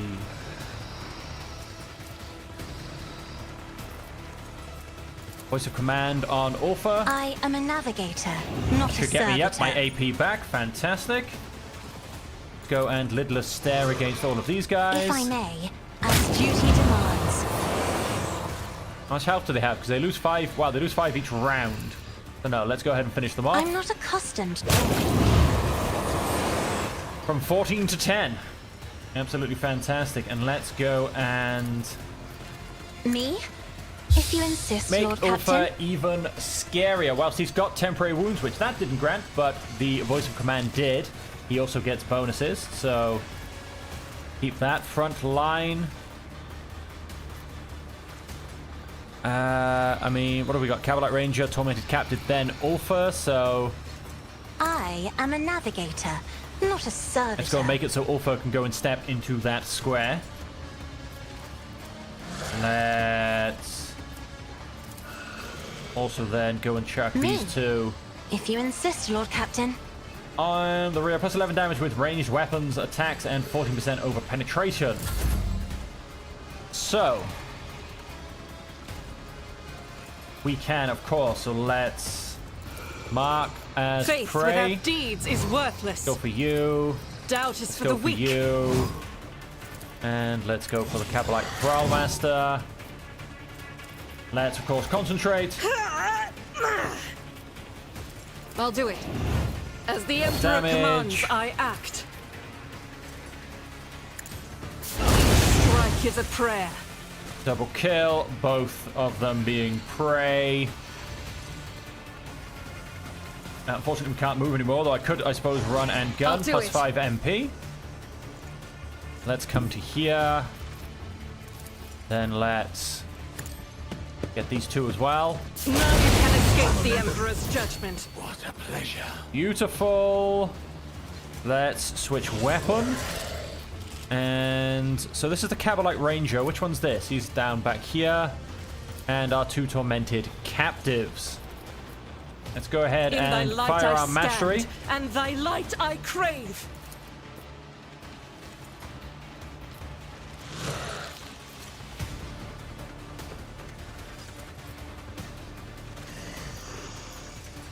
As the Emperor commands, is why I was chosen. He will die. He will die. I'll do it.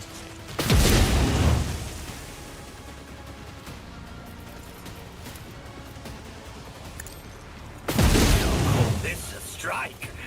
Faith without do. deeds is worthless. I do. Furious Reciter. We're almost back up to another heroic act. And what is this? Oh, he's melting. Each stack reduces deflection by -1 and armor by -10. Fantastic. So he is down on 33 health. These two should both die as soon as I end my turn. You will pay for this in blood. They've just both gone and died where they stand. Let's take a step forward. And we just have a single strike. And then, of course, our pistol shots, etc. But, of course, what do we have?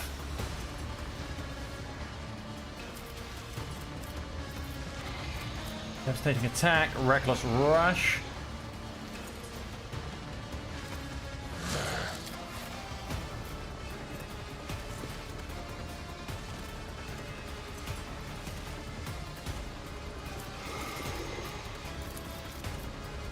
Our foes reek of cowardice. Foul breath. That's him dead. And let's go and point blank try and shoot this guy in the face. Nice. Then we shall... So what have I got now? 2 stacks of versatility. Plus 2 weapon skill and ballistic skill for every stack of versatility.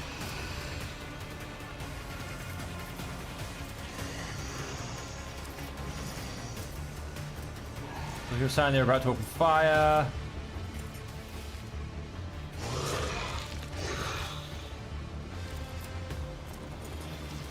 See how the wolf succeeds. Oh, next burst attack. Okay. I'm not going to be doing one of those.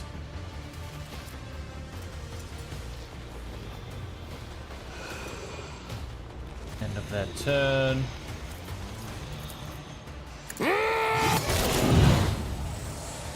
That's 56 more damage.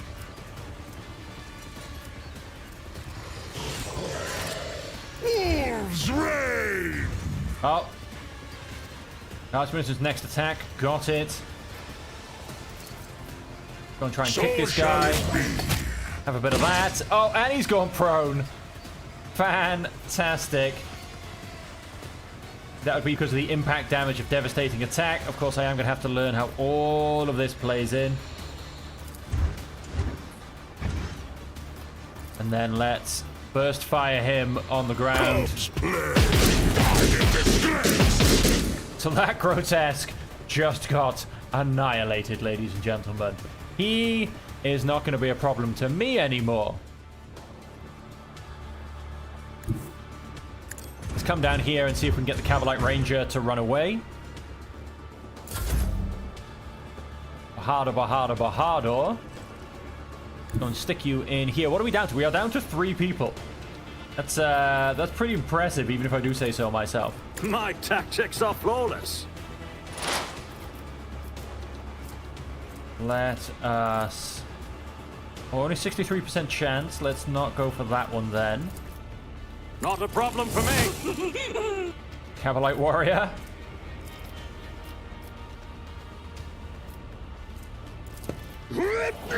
Go a bit crazy. There's nowhere to hide. Parried that rending strike, and 6 fire damage, 3 health left. Suits my purposes. Go and make this guy, although I think that's probably just till the end of my turn. Oh, he lives! And then he comes back. Runes out of your bone. At which point I just like headbutted him, I think. I'm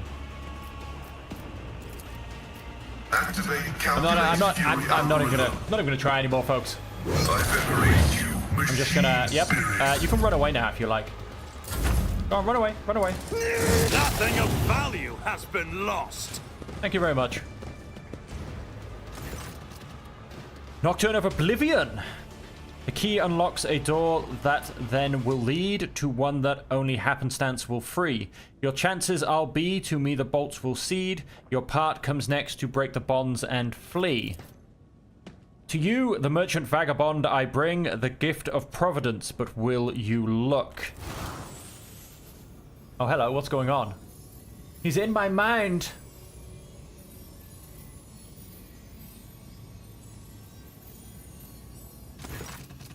Sudden pain grips your skull and your vision clouds over, but as soon as you resurface, a dramatic scene appears before you. The streets of the Dark City are teeming with hundreds of colors, from grimy grey shades to extravagantly bold hues. At first they blend together in your vision, but soon you are able to distinguish their sources. People, Xenos, animals, you, and of course, the Harlequin standing in front of you.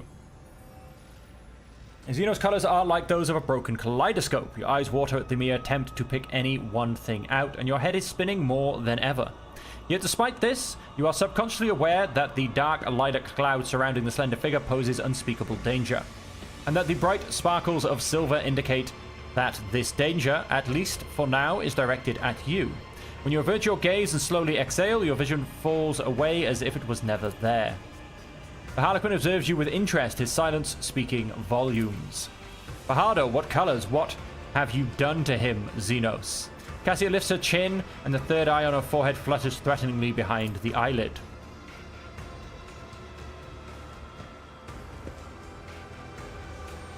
The Xenos, tilting his head to the side, looks at Cassia with curiosity. So many things can 3 eyes glimpse at once. Sha'il's veiled paths and caverns of the soul, but with 1,000 sights you could not see the wrecks of fate beneath reality. Past's creaking waltz will twirl you round in halls of intertwining serendipity. But not just yet. The dance calls for a pair. Your partner is, for now, tied up with me. I do not understand. O nectar sweet, your name is ignorance. Make sure to savor every drop before your glass is drained by insight in a blink.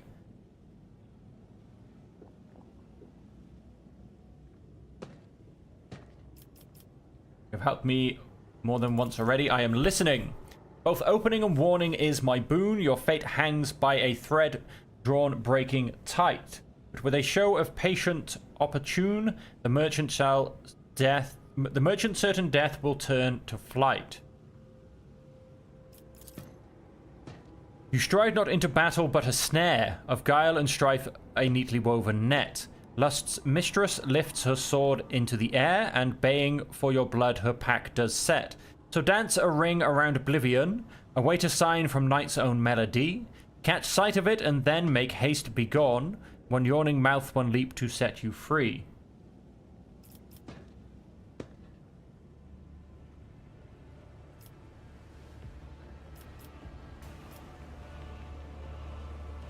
Wait for a sign and run into some kind of mouth. Understood.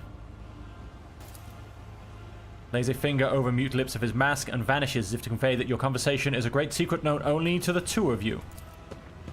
He vanishes. He ran that way. Okay. So, if I check... Obviously, we simply have to go into the arena, I assume. Oh, let's, take the monofilament grenades. Always add to cargo. Heavy greatsword, always add to cargo. Dark lance, two-handed. Cabalite splinter rifle, always add to cargo. Let's go and chuck these ones over this side. And we'll keep all of that for now. Your trophies are packed as cargo.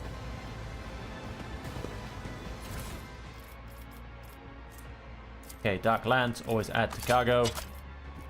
I need them. I'm only ever going to need one, I'll tell you that much. And so into the arena we go. Go and hit a quick save. And this is not the arena. To the pit. Jump back to where we just were. That is a slightly better way to go. And let's start running down the streets. See if anybody wants to pick a fight.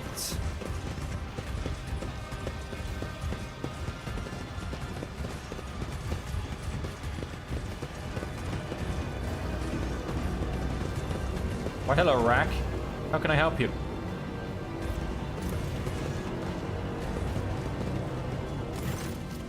The monster gives you a long stare and then says in a booming voice that carries an undertone of respect. Strong opponents await you, a worthy challenge.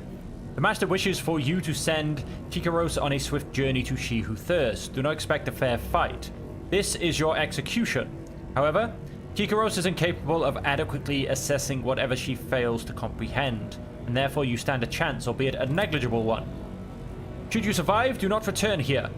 The witches will seek revenge, which is why the master has already left the chasm and found new patrons. He suggests you do the same, so says the master.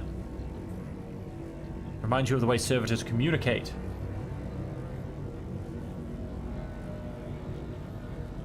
Will you go to your master now? The master doesn't need me anymore. I'll go kill someone, get their pieces, and make myself stronger. Say nothing and turn away. Just, I mean, I could go, you know, crazy and try and kill him, but, you know. Let's just focus on getting out of here. We can, I don't know, nuclear bomb this place on the way out. I don't know. Although, let's be honest, it's not a nuclear bomb in this world, is it? It's much worse. Oh, there's much worse weapons in Warhammer 40,000.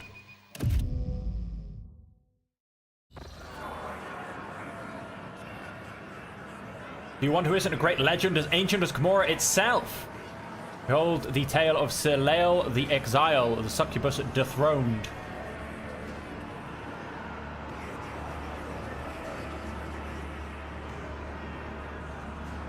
Sir Lael was a mighty warrior of her cult, renowned and deadly. Her dance of battle was an entrancing perfection of terror. But then a time came when an audacious apprentice supplanted Sir Lael, turned her servants against her, and drove her out of the Dark City.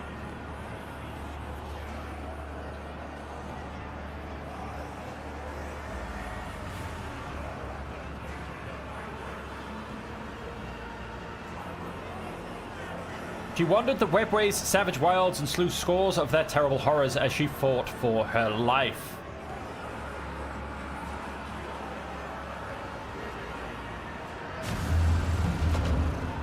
And here she is.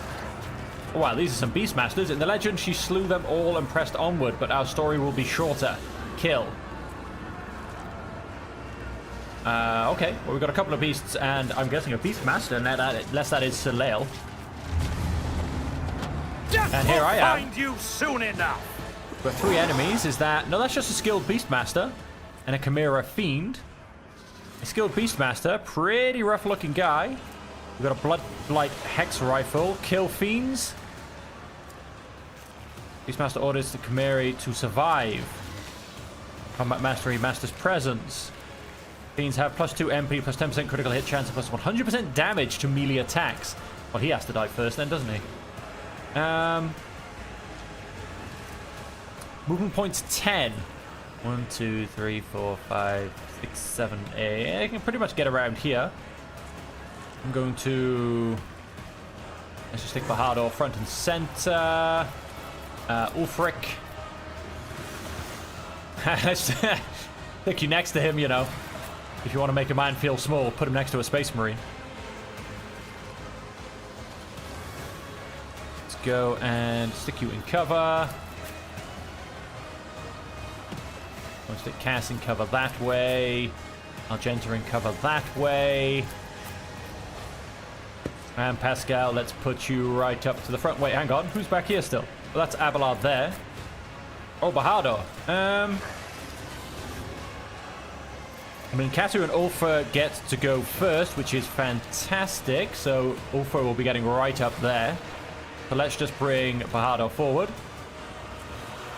Yep, happy to do that. The Chimera Fiends will basically both then should hit Ulfa. And so Bahadur and Pascal put you even further up then.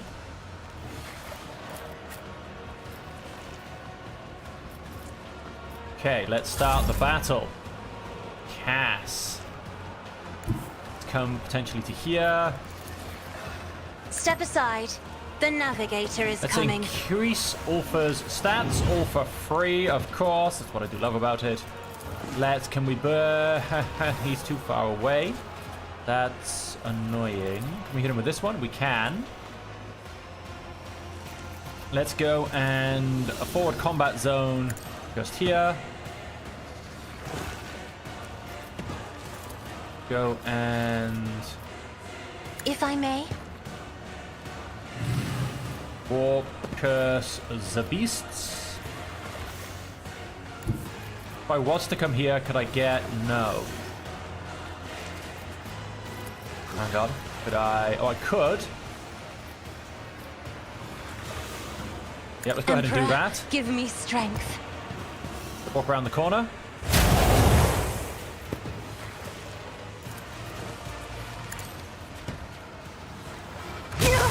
These ruby flushes are choking me. All right. Ulfa. The wolf is on the hunt. Yes, he is. Reckless rush, rapid fire.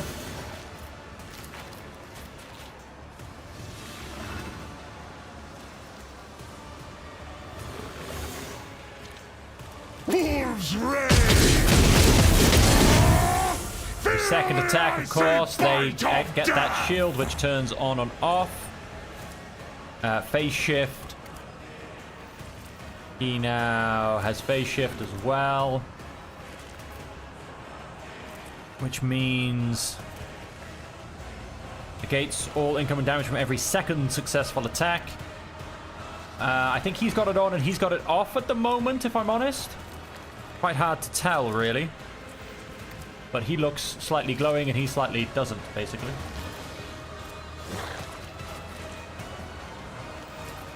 Let us... Devastating attack. The wolf succeeds.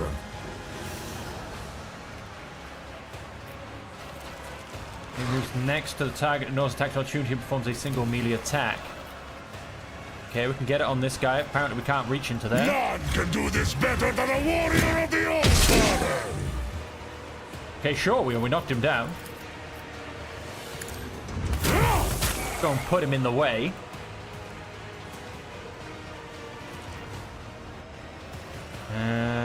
Let's go and leave it at that. So he's now in the way. This Chimera Fiend can't... might be able to come this way. I'm not entirely sure. Can't come forward. That's a definite. Oh, he can. He can walk to his allies. Of course he can. Parried. Parried. Bahadur. Let us...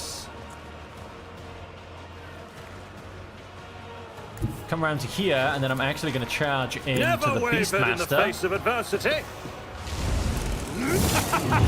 Another 113 damage. All too easy. Go and put a weak spot on him. And then 39% chance to hit. That is pretty low. Go and make this guy special.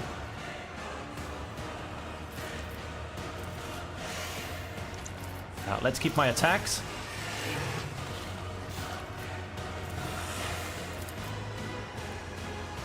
68% chance, which is what we're talking about for this one. Already done. There's nowhere to hide. Wing attack. He is now phased. He is now wonderfully hurt. Let's go and suits my endure. purposes. Or maybe I should have gone into the shadows, because I don't mind not being the source of attacks with Bahadur.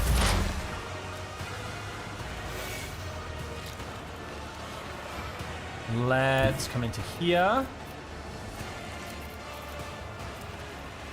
Let us mark all three as prey, quite frankly.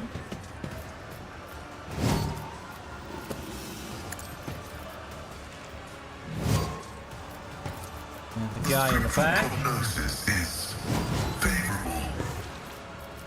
And then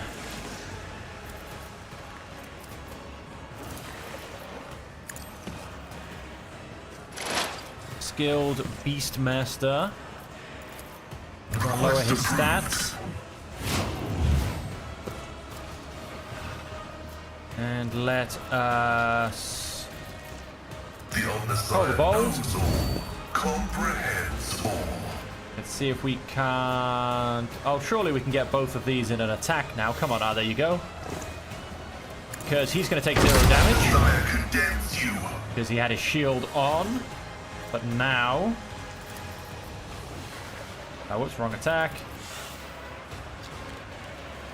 Running binary override. Okay, now he's got his shield back up. He is phased. But either way, the Beastmaster is dead, so Master's presence has disappeared. Ah, of course, yes, Pascal killed that guy in the corner, shall we say. And so, do you know what? Let's... Can we not hit both? I mean, it kind of just goes in a long line, right? Yes, unfortunately. Although, of course, we could... Ooh, could we move and get them both? Not really. Kind of. Yeah, not really. Oh, but then again, in fact, let's go and use The scriptural prognosis a frag grenade. Ah, he didn't have it turned on. Okay, well, he does now. Magenta. Let's get you up in the fight, quite frankly.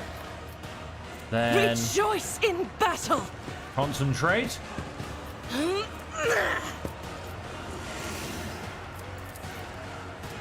No, overcome. Doubt is for the weak. And then switch weapon. Let's burn this guy. Oh no. Let's... I'm going to attack, guys. Commands, Get ready to dodge.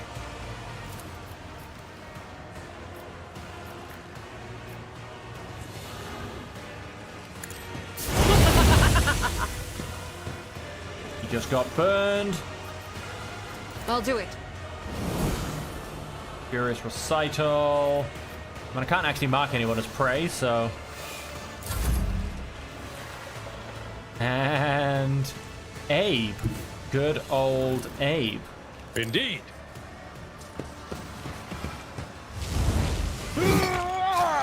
Strike does 0 damage. I will do my duty. Let's up the parry chance, and then let's... Victory is imminent. Grey hair. Sure hair. Nice. That should have reduced his natural armor quite nicely as well. I mean, he's got 0% armor now because everything going on. And he has 19%. Brace for impact. I think that gets Pascal and maybe Ulfer as well. High momentum. Let's come to here. And I reckon I can get... Ulfer's just that damn big. Although, so then if I was to come to here... There you go. Battlefields are always drowned in scarlet. Then... Go ahead and do it again. Hopefully it should hit the other way around. Emperor, deliver us! Yes, it does.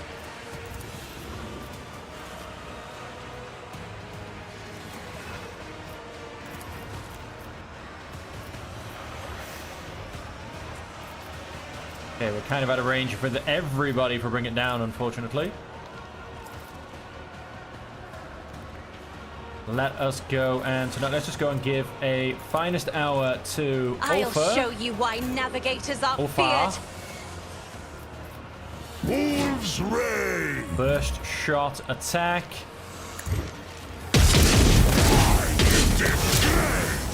Boom! Even the monsters of the obscure sectors of the webway feared her and fled out of sight. Turleo's exile continued in solitude until the great faceless swordsman barred her way. He wished to test her. I guess now I face a great swordsman. Faceless, I'd like to add.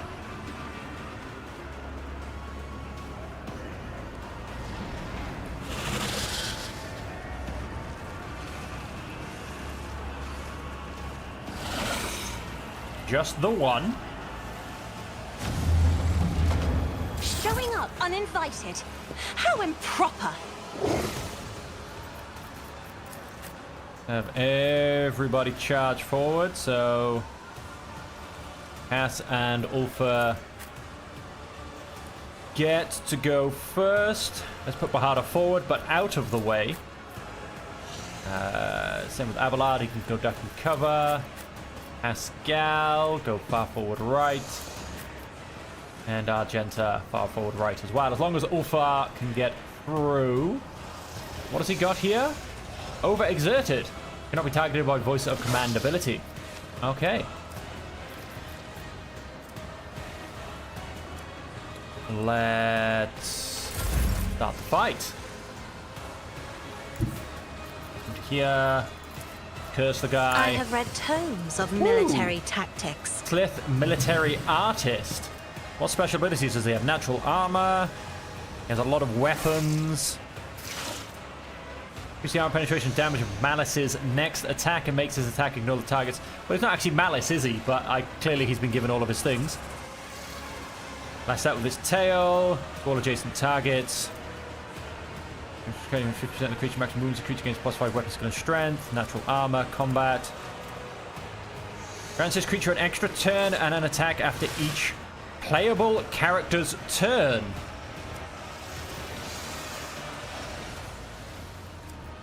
Interesting.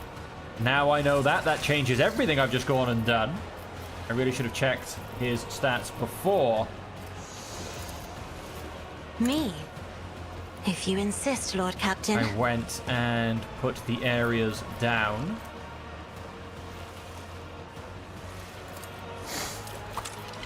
I'm not accustomed to being ordered around. Me? If you insist, Lord Captain. I do like. So he gets an extra turn and an attack after each playable character's turn. Well, that's going to be quite harsh. He now gets an extra turn. Dodged. Have a bit of that. Oh. Come to here and let's quite frankly charge in. Although hang on, let's.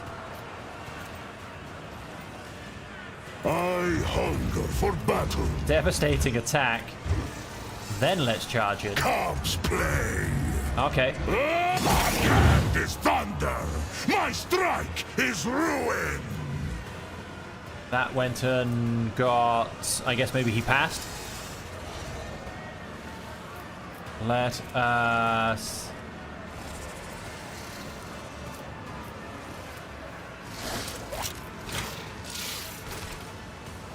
See how.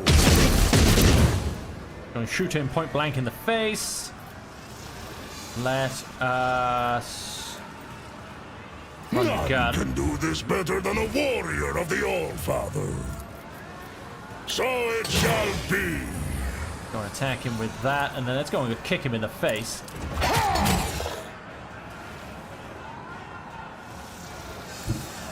The Come stand forward even further.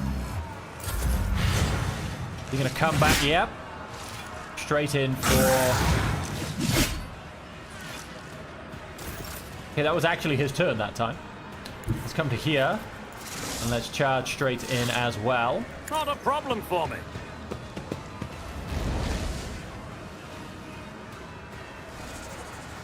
Oh, I didn't select him. I selected the square next to him. I thought that was him. I feel like I'm standing... No, he actually takes a single square. Damn it, I messed that up. Okay, well, that was unfortunate. To say the least.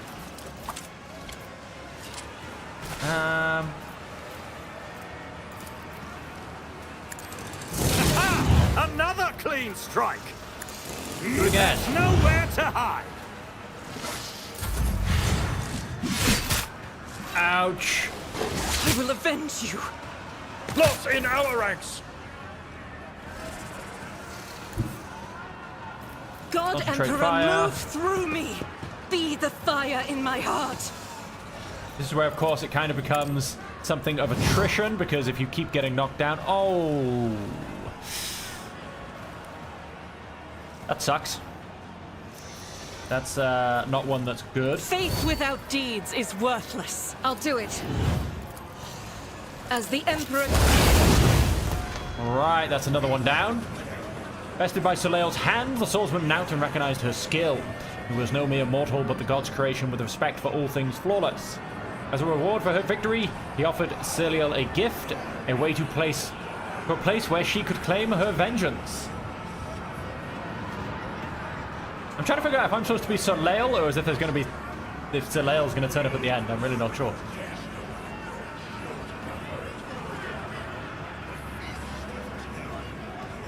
In a forgotten fragment of the webway, she found a lair guarded by an ancient beast of immeasurable flesh. Soleil delivered blow upon blow, and yet her strikes could not diminish the creature's body or mute its roar. Great. What do we got next? Dragon? I'll take a dragon. Dragon for 10.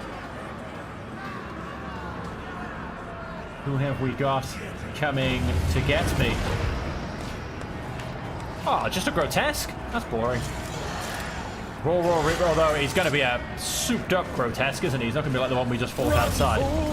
Or fall. Perfect specimen. What have we got? Deadly stimulants. The creature loses wounds per turn for each level of chemical frenzy. Okay. Got natural armor, of course. Giant claw and liquefier gun. Beastal rage. Gain still. Got natural combat mastery. Deadly stimulants. Dangerous substance that makes it lose wounds at each turn. Creature becomes stronger for every minus 25% of wounds it loses. Okay, so he becomes stronger towards the end. Good to know. Let's go and... Oh, he only healed half his health. That's okay. We'll keep Bahador in safety then this turn. Go and keep you by there. Shouldn't be too much of a problem. Everlard can come far this way. Come this way, and Argenta come up to there. I mean, he looks like he's going to be full melee. Although, no, I think he did have a ranged weapon. He does. He has a liquefier gun. That's right. If we can get Ulfric in his face, then it doesn't really matter. And Cass, Argenta, and Ulfric. Oh, no, it's not Ulfric, is it? It's Ulfar. What's Ulfric off? Not quite sure. All get to go before him. Let's come back into here. Let's do pretty much the exact same start. Be careful not to cross my gaze. Go and chuck that on. Let's put voice of command on Ulfar. I am a navigator, not a servitor. As we get to do that for free. Let's go and burn this guy. Isn't this a job for the serfs? And let's go ahead and do a bit I'm more. not accustomed to being ordered around. Okay, for every 25%. Beastal Rage, 1 out of 50. And then, of course, let's put the front line up here.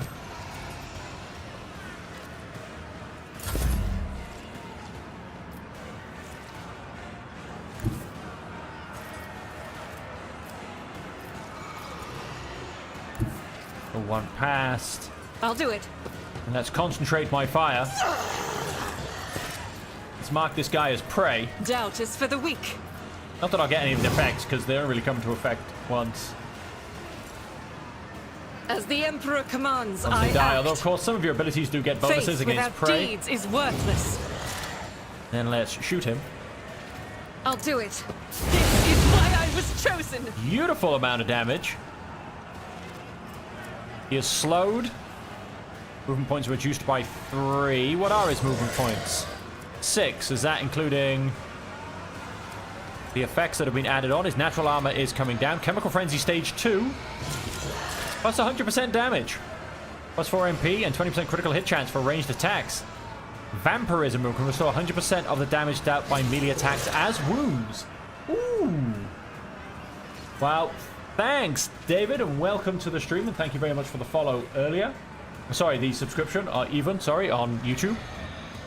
Wow, 100% of his damage comes back as wounds. That sounds kind of scary and dangerous. So that's only melee attacks.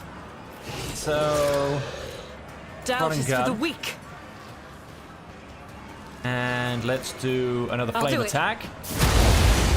Another 73. He is down on 196. Does that put him into level 3? Not quite yet, although he's got to be close. Yeah, not going to quite make that heroic act, I feel. I come to here and then charge him. We actually charge down the front this time. I seem to be... Yes, loving to loop around the side, which is great fun. Let's... No, not Reckless Rush. Let's Devastating Attack. And let's swing and hit. Become the Old Father's worthy instrument! Devastating Attack. What did that go and do? I don't know, but he's now in Chemical Frenzy level 3. He is melting, he is staggered, he is... There's a lot of things going on here right now.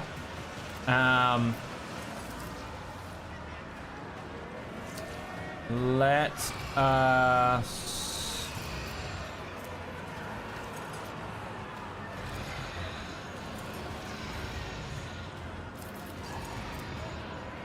Let's simply go and shoot him in the face. Cubs play! I missed with a 95% chance. Let's go and kick him. Can we kick him over the edge? Wouldn't that just be hilarious? Okay, he's going to get a go, and he had 23 health left. 23!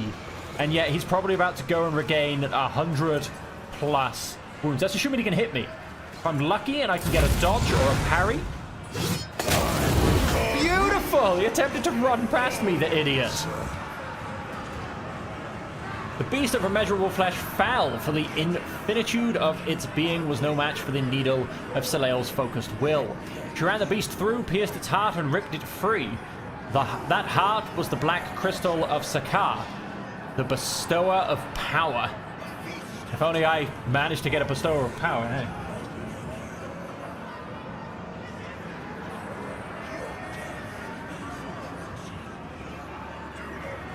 With Sakar in hand, Soleil returned to Kimura and brought down those who had served and later betrayed her. She came to the threshold of her arena and shouted the name of her apprentice, the one who had dethroned her. Well, I guess this is where I now finally get to fight, I forget her name. Listen something? And hear her the apprentice did. The succubus Thinus Thoria answered the challenge and descended the steps towards her. Oh, why hello! And took Shekai, the bestower of power, from her cold hand. Oh, hello, and who are you?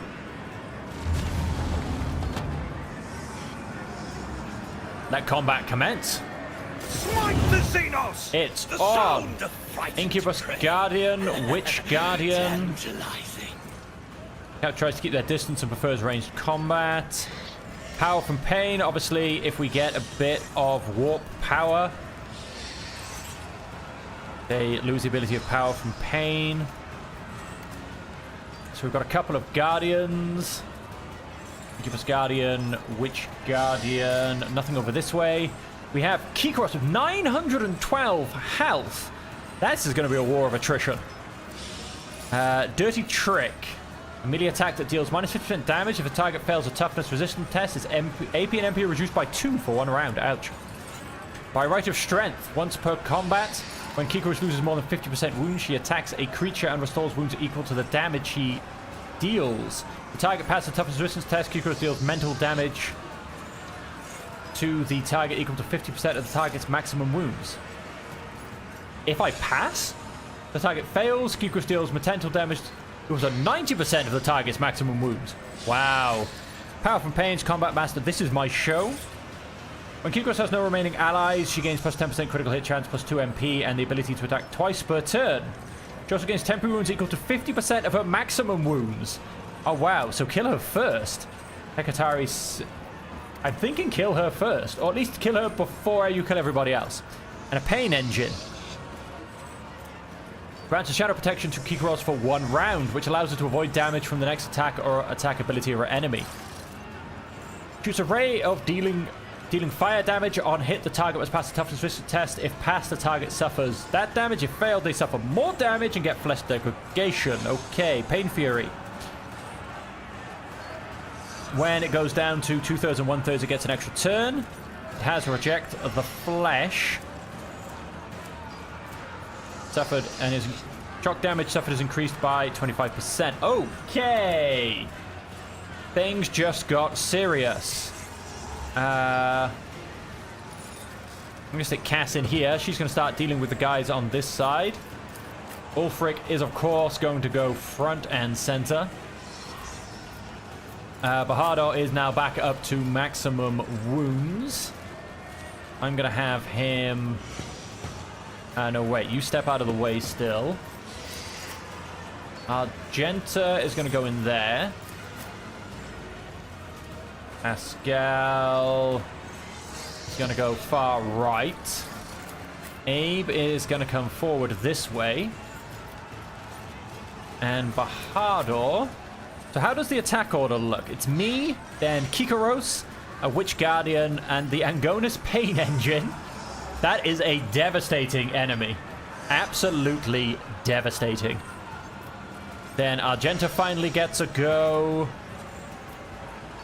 Incubus Guardian, Witch Guardian, then Bahardo, Witch, Incubus, and then all of me at the end. Okay. So Bahardo, I'm actually going to have you over here, and I'm not quite sure who or what you'll help with, but you'll help with someone. Oh, and I've potentially stuck Abelard slightly in the way. Let's go and Warp Curse Unleashed on Kikaros. Let's go and Voice of Command on Ulfar because it's for free. Then let's... Can eventually miss Abelard. Here you go. I'm afraid not. Alright, I'll do it like this. If I may. They then, of course, all get... Oh, wow, this one's just been stunned as well. Burning Touch of the Warp and stunned. I don't suppose you got stunned as well, did you? No, it doesn't look like it. Oh, no, you did. You're stunned. And you're not stunned. That's a shame.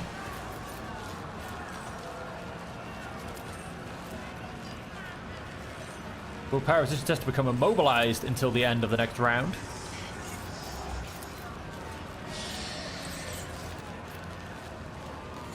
Can we immobilize Kikaros? Isn't this a job for the serfs? Help me, Lord Captain! Return the pain tenfold. No, we can't, unfortunately, but we did our first bit of damage. Let's go and place the front line. I'm going to say potentially here. I'm expecting Kikaros to come and say hello, which hopefully won't be too devastating. Hopefully against... Yeah, I was worried about that. This will be a parting. Yeah, I was really worried about that. I was hoping for it to be against Ulfar, but... And this I'm even more worried about.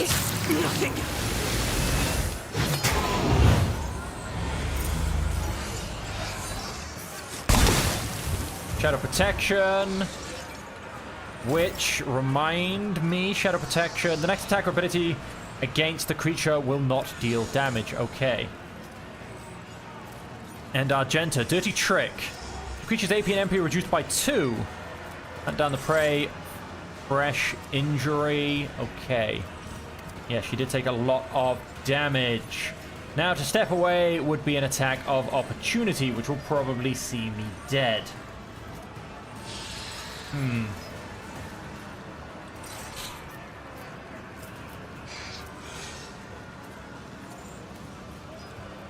believe this will provoke an attack of opportunity. Let's As the go. Emperor commands, I act. Mark Prey. What have we got? Faith without let's mark deeds prey on the is big guy. worthless. And let's mark prey on one of the guys back I'll do here it. as well. Right, then.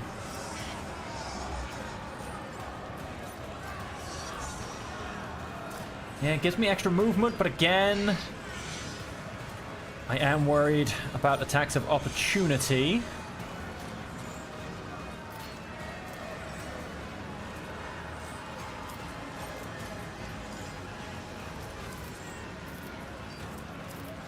As fortunately I didn't dodge. Feel like this will set off an attack of opportunity, but let's give it a go. Blessed be the hand of the healer. No, it didn't. Fantastic. Let's go and heal a little bit. And then let's try As run the and Emperor gun. commands, I act. I'm very lucky. I can come round here. The enemies of the Emperor will be undone. Okay, yep, fair enough. What was foul play? I think that's just dirty trick, but that's fine. And then let's I'll do it. remove the shield at least, and the Argona's Pain Engine has had a bit more damage done to it. Your last stroke of luck. Oh. Incubus Guardian trying to come around the other side for Argenta.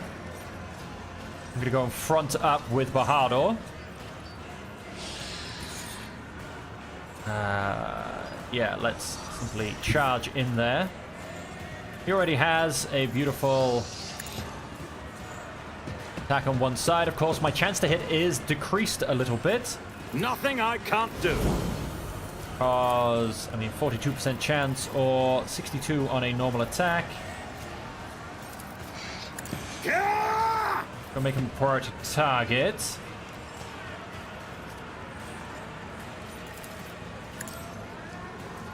Plus 16% dodge chance. I will take that.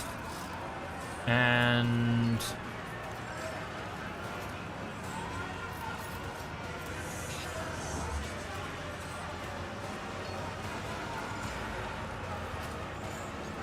don't want to become the lowest priority target. Nice. Hit them with a good bit of damage. Let's Suits my purposes. put another opening down and try again. Yep, fair enough. That was only 45% chance. Had to try, though. Had to try. I'll make you howl. Yay! He fell over. Such is Bahadur's, I don't know, magnetism.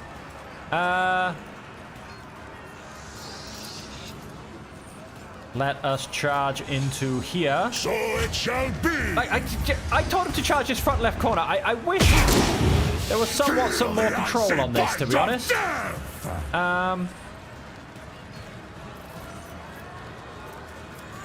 Let us...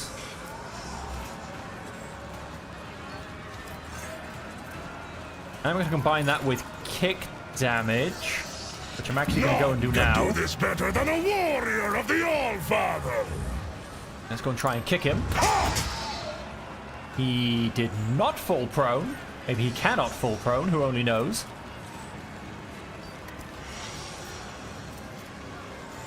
Then let us... Now, of course, I'm shooting back towards my own people. That's okay. None of them are in the way. See how the wolves He's going to get an extra go now, which... My strike is ruin. From the Or ashes, he's going to go for I will Argenta. rise. Now this is unacceptable. Ah, damn it. His extra attacks are just... They're devastating, to say the least. Let's... go and stick you in here. challenge you, damn it. And of course, he wasn't in the way of the Argona's Pain Engine getting round there. because of his really weird pathing. I don't know. Just a bit strange. Like, I did say front corner. I feel like maybe he just actually couldn't make the path. I really don't know. But yeah, his pathing is just crazy. Because he's so much bigger, I don't know, it all becomes a little bit harder, I think, for everything to go ahead and happen. So we are going to go and reduce his stats. And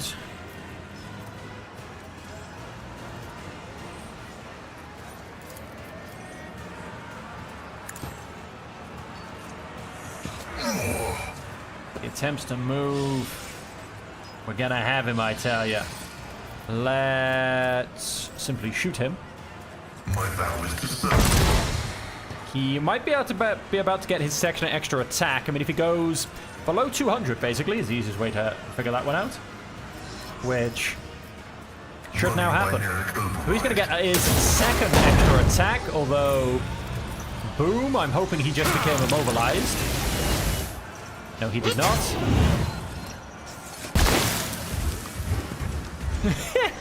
Nice bit of dodging from everybody. Okay, that was a good waste of his extra attack. Let's go ahead and make a few more people pray. Okay, so we've almost gotten rid of the Argonis pain engine, which is a massive pain. No puns intended, I do promise. And so, we want to scream and shout our belligerence to the skies. Let's... It will be done. see if we can get these guys to focus on me. Let's hit up the extra parry. Let us... yeah, let's go. Extra for that, and let's... It will be done. Target well. Swing away. You the real pain. Okay. Right, so Cass. Question is, can we get... we can get both of these guys.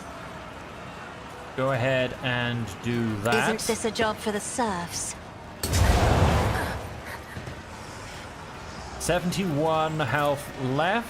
If I may, Let's remove another foe painted black. this pain engine. Beautiful. Let's go and say... Abelard, swing away, I think. Yes, Abelard, swing away. Go ahead and increase his stats a little bit first. And then let's say Abelard, take another swing. To being ordered around. And we're simply just going to do another swing. I will do my turn. An exemplary strike. Is lacking. Alright, so for this guy now, the only thing we have to watch out for is... not this is my show, that's not a problem. By right of strength, when it gets below 50% wounds, it can attack a creature and restores the wounds equal to the damage she dealt. And does a lot of damage if we do not pass a mental toughness test. Okay.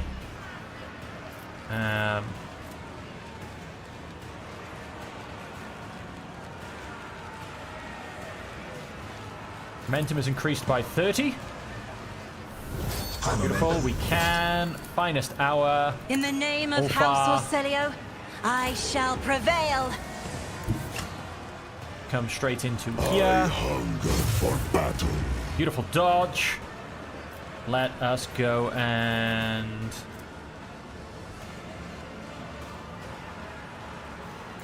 piercing and rending damage. Getting thick. You will pay for this in blood. Nice. I believe that worked. Maybe. Maybe not. Then we're going to go and rapid fire against him. Oh, only a 40% chance, huh? We'll give it a go. One hit. Return the pain tenfold. And then...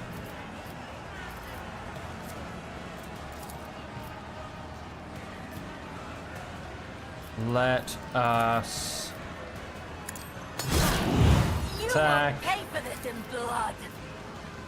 See how the wolf succeeds! Ah, damn it, they got back up. And then should walk straight. What the? You see what I mean? It's crazy. Run and gun. None can do this better than a warrior of the All-Father. Unfortunately, yep, we're going to go for a melee attack. We find our bolt pistol currently empty. Oh, but we can go and get a free reload.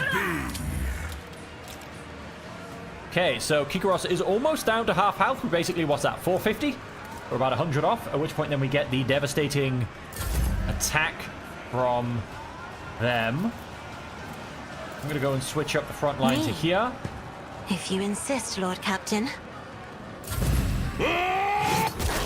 I'll return the Has favor ran tenfold. away. My blood Not sings in quite anticipation. half health, I don't think, but very close. Yeah, only assumed that was a miss. Dodge, I do love it, a little bit of a phase shift. Miss. And what are we down to? 406. Oh, that is half health. That is half health. Staggered, perplexed, exploited, burning touch of the warp. So I guess that she attacks a creature and restores wounds equal to. I mean, I don't know. I'm questioning it a little bit. I'm going to go and take one step to my left. I am going to go and a lovely sweep attack, I think, against these guys in front of me. Handler! You call this a strike? Yes, I do. Let's Not go a and problem for me. expose a weakness. I'm a little bit annoyed that I can't do that on my off action because I can do double attacks. Let us go and Suits my purposes. elusive shadow. Poised to strike. Go against the guy that's still standing up. Nothing I can't do. Pay for this in blood. Then I'm going to attack the other one because I can actually hit him. Yes, come into the fray. Dodged. Was nice enough to stand up for me. Let us... See, now we seem to just have trouble getting places.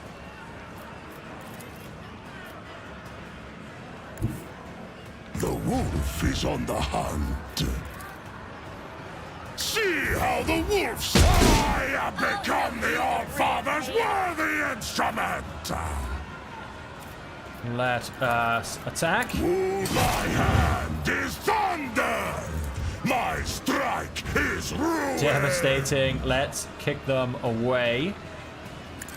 Skill is lacking. Are they going to stay down? They're not. Then let's go for one more shot to the face. Better than a warrior of the All-Father! Horribly went wide. Pascal. Request approved. Why, thank you. Let's go and get some attacks in. I'm scared to go melee because I'm scared of that 100% damage extra thing, which I really don't want to be on the wrong end of. The scriptural prognosis is favorable. And then go and attack again. Request approved. Watch it, you rusting, stinking sons of trolls! Oh, I thought he was literally gonna insult the Mechanicus there, which would have been righteously done, I believe. Abelard, Abelard, Abelard, Abelard. We of course get the parry increase. Then Victory is imminent. so I'll make sure I'm the priority target for all of them. That does increase my stats. And then let's... It will be done. Oh, 7 health remaining, you say? That's annoying, because I was going to attempt to... Well, I could have done anyway, actually. Yeah, that was bad action economy. Cast. Let us come to here. And Emperor, give me strength. As duty demands. then, can I get... Yes, I can. I am a navigator, not a servitor. If I may. Have allowed some increased stats. Okay, we are down to 5 bad guys. 2 in front of Bajado, 2 here. And of course, Kikaros. My mastery is unsurpassed. Oop, Toxic Needle going sideways. Beautiful dodge from Bajado. Won't be easy. Shoot Cass, I would think. No. Go for Bajado, why not? We are going to... Oh, there are beautiful, beautiful things everywhere. We're actually going to go Reckless.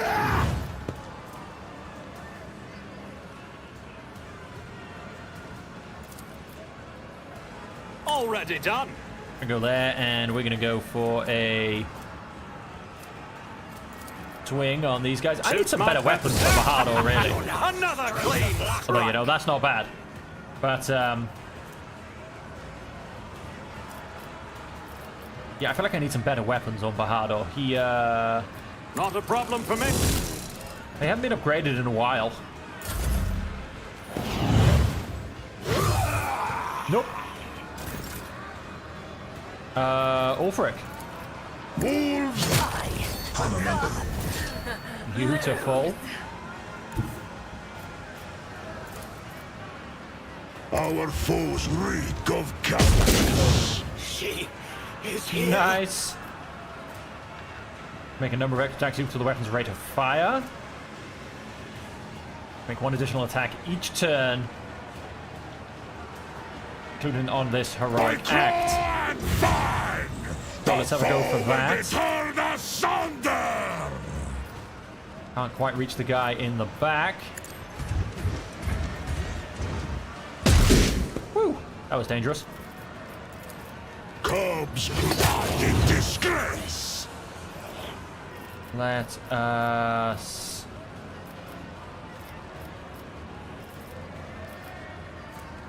So shall it be. Let's revel in the slaughter, and then let us... Wolves reign. come here and The fame-hungry cow. swing a combat knife at this guy, Your skill is lacking. and then kick See him. how the wolf succeeds. And they've fallen over. And I guess I killed someone important. I challenge you, damn death. So Are you a traitor or a fool? Damn it, I shot Cass. wolves reign. I will carve wounds out of your bones. Dead. Oh, here come down the assassins. Rip him to shreds and offer his remains to the cult. With me, my merchant vagabond, make haste. The fog of frenzy's end will something, something, something. Victory awaits. Sure. No, keep running. They're all gonna keep killing each other. It's time to leave. Let's pick up all of these fun things. Always at infantry, always at cargo, always at cargo, always at cargo, always at cargo. Unfortunately, don't we have much use for Drukhari or Eldari equipment.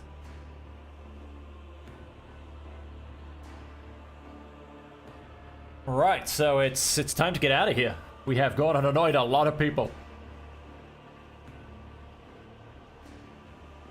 A whole lot of people.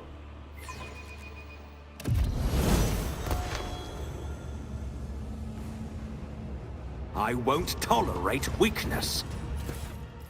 Oh, what do we got? Commander's Gloves. At the end of every turn, the wearer gains stacks of tactical advantage equal to the number of enemies they hit during their turn. Whenever the wearer is the target of an attack of opportunity, the attacker becomes blinded for 1 turn. Maybe for Ulfar? I mean, let's have a quick look. Oh, we did go and get a full left. He's barely on the screen. So what do we currently have? Use our range around the wearer suffer. Wearer powers mental damage. Let's go for that one. He does move around quite a lot. Try the strange drink. Sure. Experience? Drink scalds your Nothing throat matters and more. blossoms a molten flower once it reaches your stomach. Your vision blurs slightly and your legs feel fun. Okay, well, we seem to have gotten some experience. Let's go and do our level ups very quickly. Here we have common skills.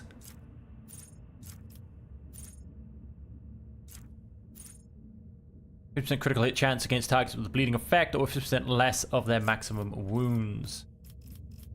Come down to advanced skills. I'm sure we've got some chain weapon expert. +4 maximum damage. We do use chain weapons. Combat master's a good one.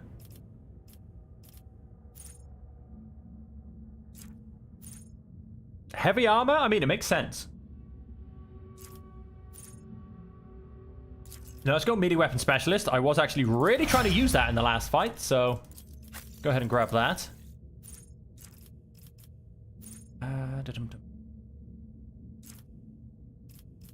Go and grab odd weapon proficiency, chain weapon expert, good weapon combat,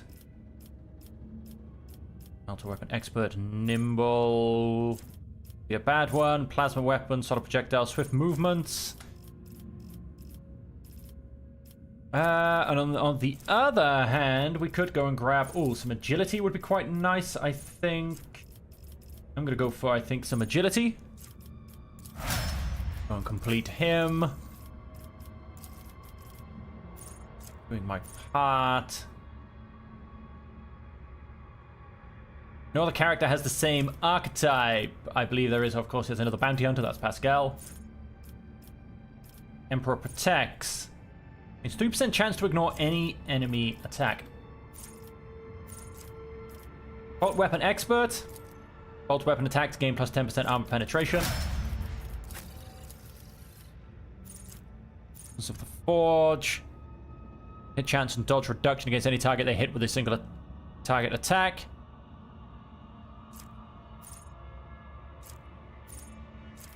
Potentially. Close-up scanning. Gain bonus against enemies under the effects of Machine Spirit Communion. Medakai Machendrite.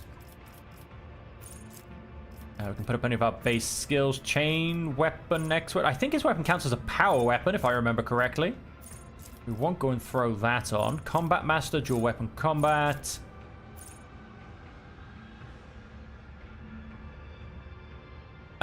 He would actually serve from dual weapon combat quite well.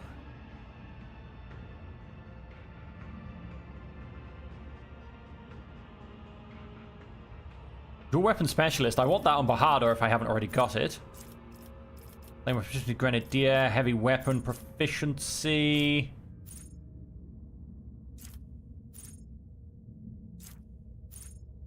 That would actually work. Although he's got 55 strength, so he can actually do most heavy weapons. Melter weapon expert, nimble.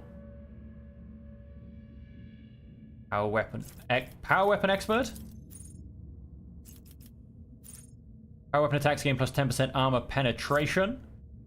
Do you know, let's have a quick check. I'm sure his weapon is a power weapon.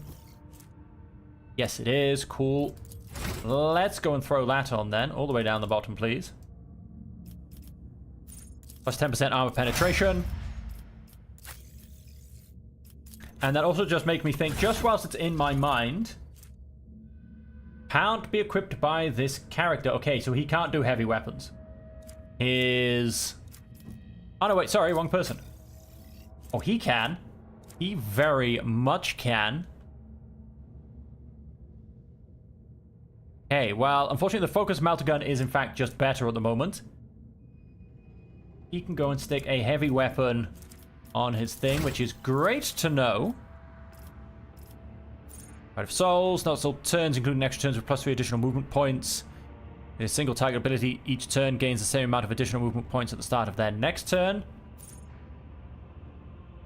Opponents use the next resistance test from Navigator's powers. If he's moved.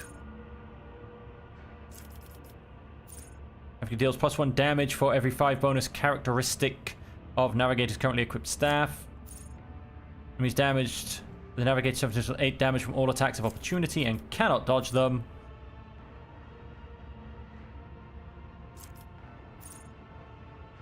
Gain plus 10% armor. This additional armor is reduced by the amount of Veil degradation to a minimum of +0.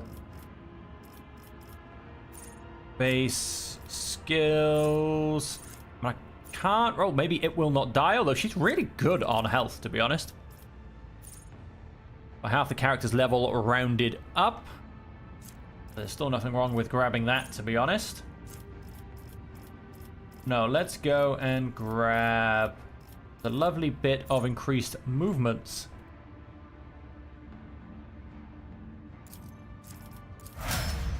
That I could also pass around, basically. Oh, and we're going to go and grab...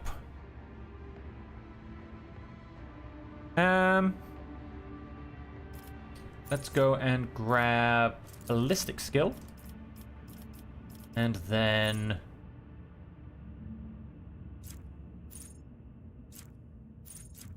SD trusted weapons. Default characters gain plus 10% critical hit chance for axes, hammers, and las weapons. I really need to find him a massive axe, because it just goes with his character. I mean, he's a space wolf.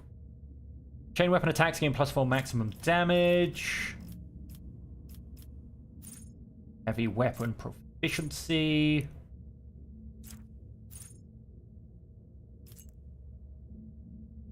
Ability of an axe and shove. Ability of a hammer costs -1 AP.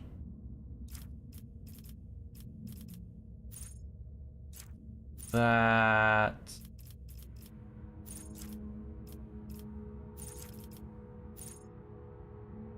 Power weapons gain plus 10%. Solid projectile weapons gain +2 minimum damage. Let's give him... Let's not go for flame or heavy weapon. Let's not worry about that. Melee weapon specialist. I mean, he doesn't have the super ability of an axe quite yet, but he should do soon. Have that. We can unstyle that. Plasma weapon expert. Power weapon, solid projectile weapon. Let's go melee weapon specialist.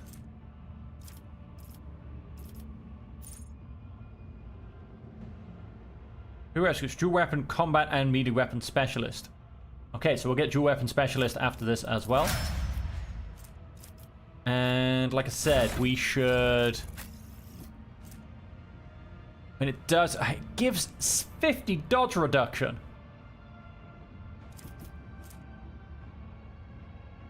Maybe I can. No, because it's not equipped in the main hand. It has to actually be in your skill set. I mean, it gives me cleave. Although now, I'm happy to keep it as it is. A multi-melter.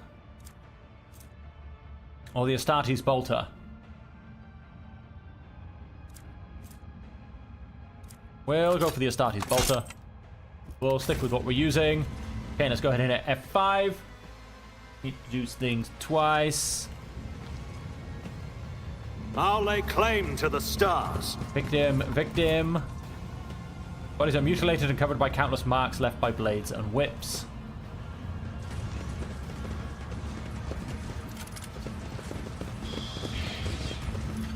Chronos Parasite Engine. Well, that sounds fun. Dark Swiftness and some skin patches. Oh, Jay's down here. Hello. Did you strike a deal with that Xeno fool? Is he helping us escape now? I have no idea.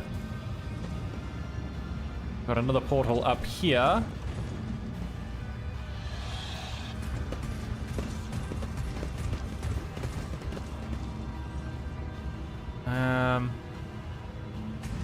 None shall stand in my way. I really couldn't tell you what's going on right now, to be honest. Envoy of the Wounded Sky, Envoy of the Poisonous Whisper. A week. Another one. Oh, wait, there seems to be... Oh, no, that's background stuff. Seems to be a lot of stuff down there. Okay, there's stuff and there's things. Guess maybe I just... Any of you got anything to say? Nothing of import.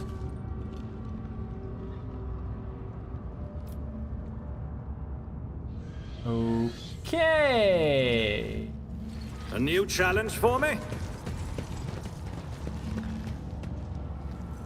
Do not address me without permission. Oh, how I look forward to killing everyone. The Xeno scum will be brutally murdered. Okay, we, Yes, okay. This is...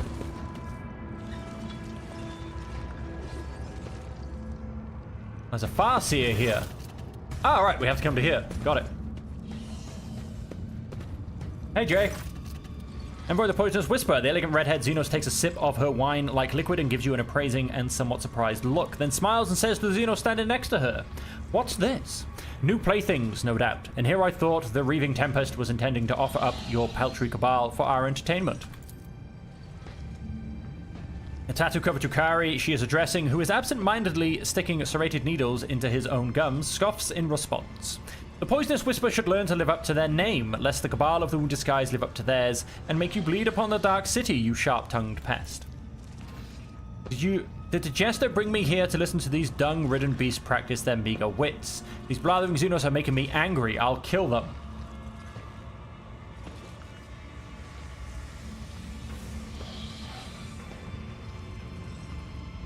Study the two Xenos. Are different, indicating these two belong to two different cabals. Their venomous glares and thin smiles are anything to go by. They are ready to go for each other's throats at any moment.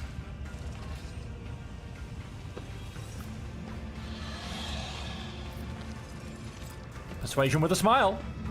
You belong to the Wounded Skies. I will help you remember the name by burning it into your eyeballs.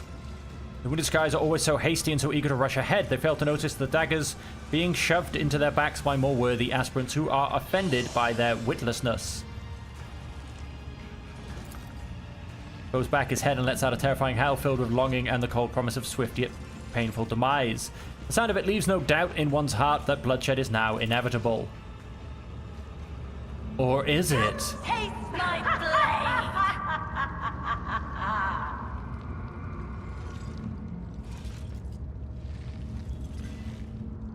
Stop the reinforcements. Bar the entrance. Yeah, you go do that, Jay. Die, inhuman scum! Do not Because they both started next to Bahada, they just both fell over. Brilliant. There are 22 enemies. Okay, no, Jay's just run off. Interesting. Okay, and so on that we have, I mean, all of them, basically. We have a whole bunch behind us. A whole bunch down. Oh, a Kronos Parasite engine.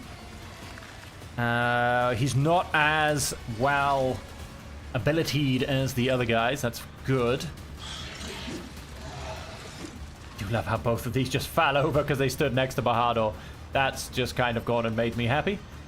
And okay, so yes, mostly it's a case of kill these guys and then hold everything coming behind me. So in that note, I'm going to go and stick Cass there. Pascal can come off to the side.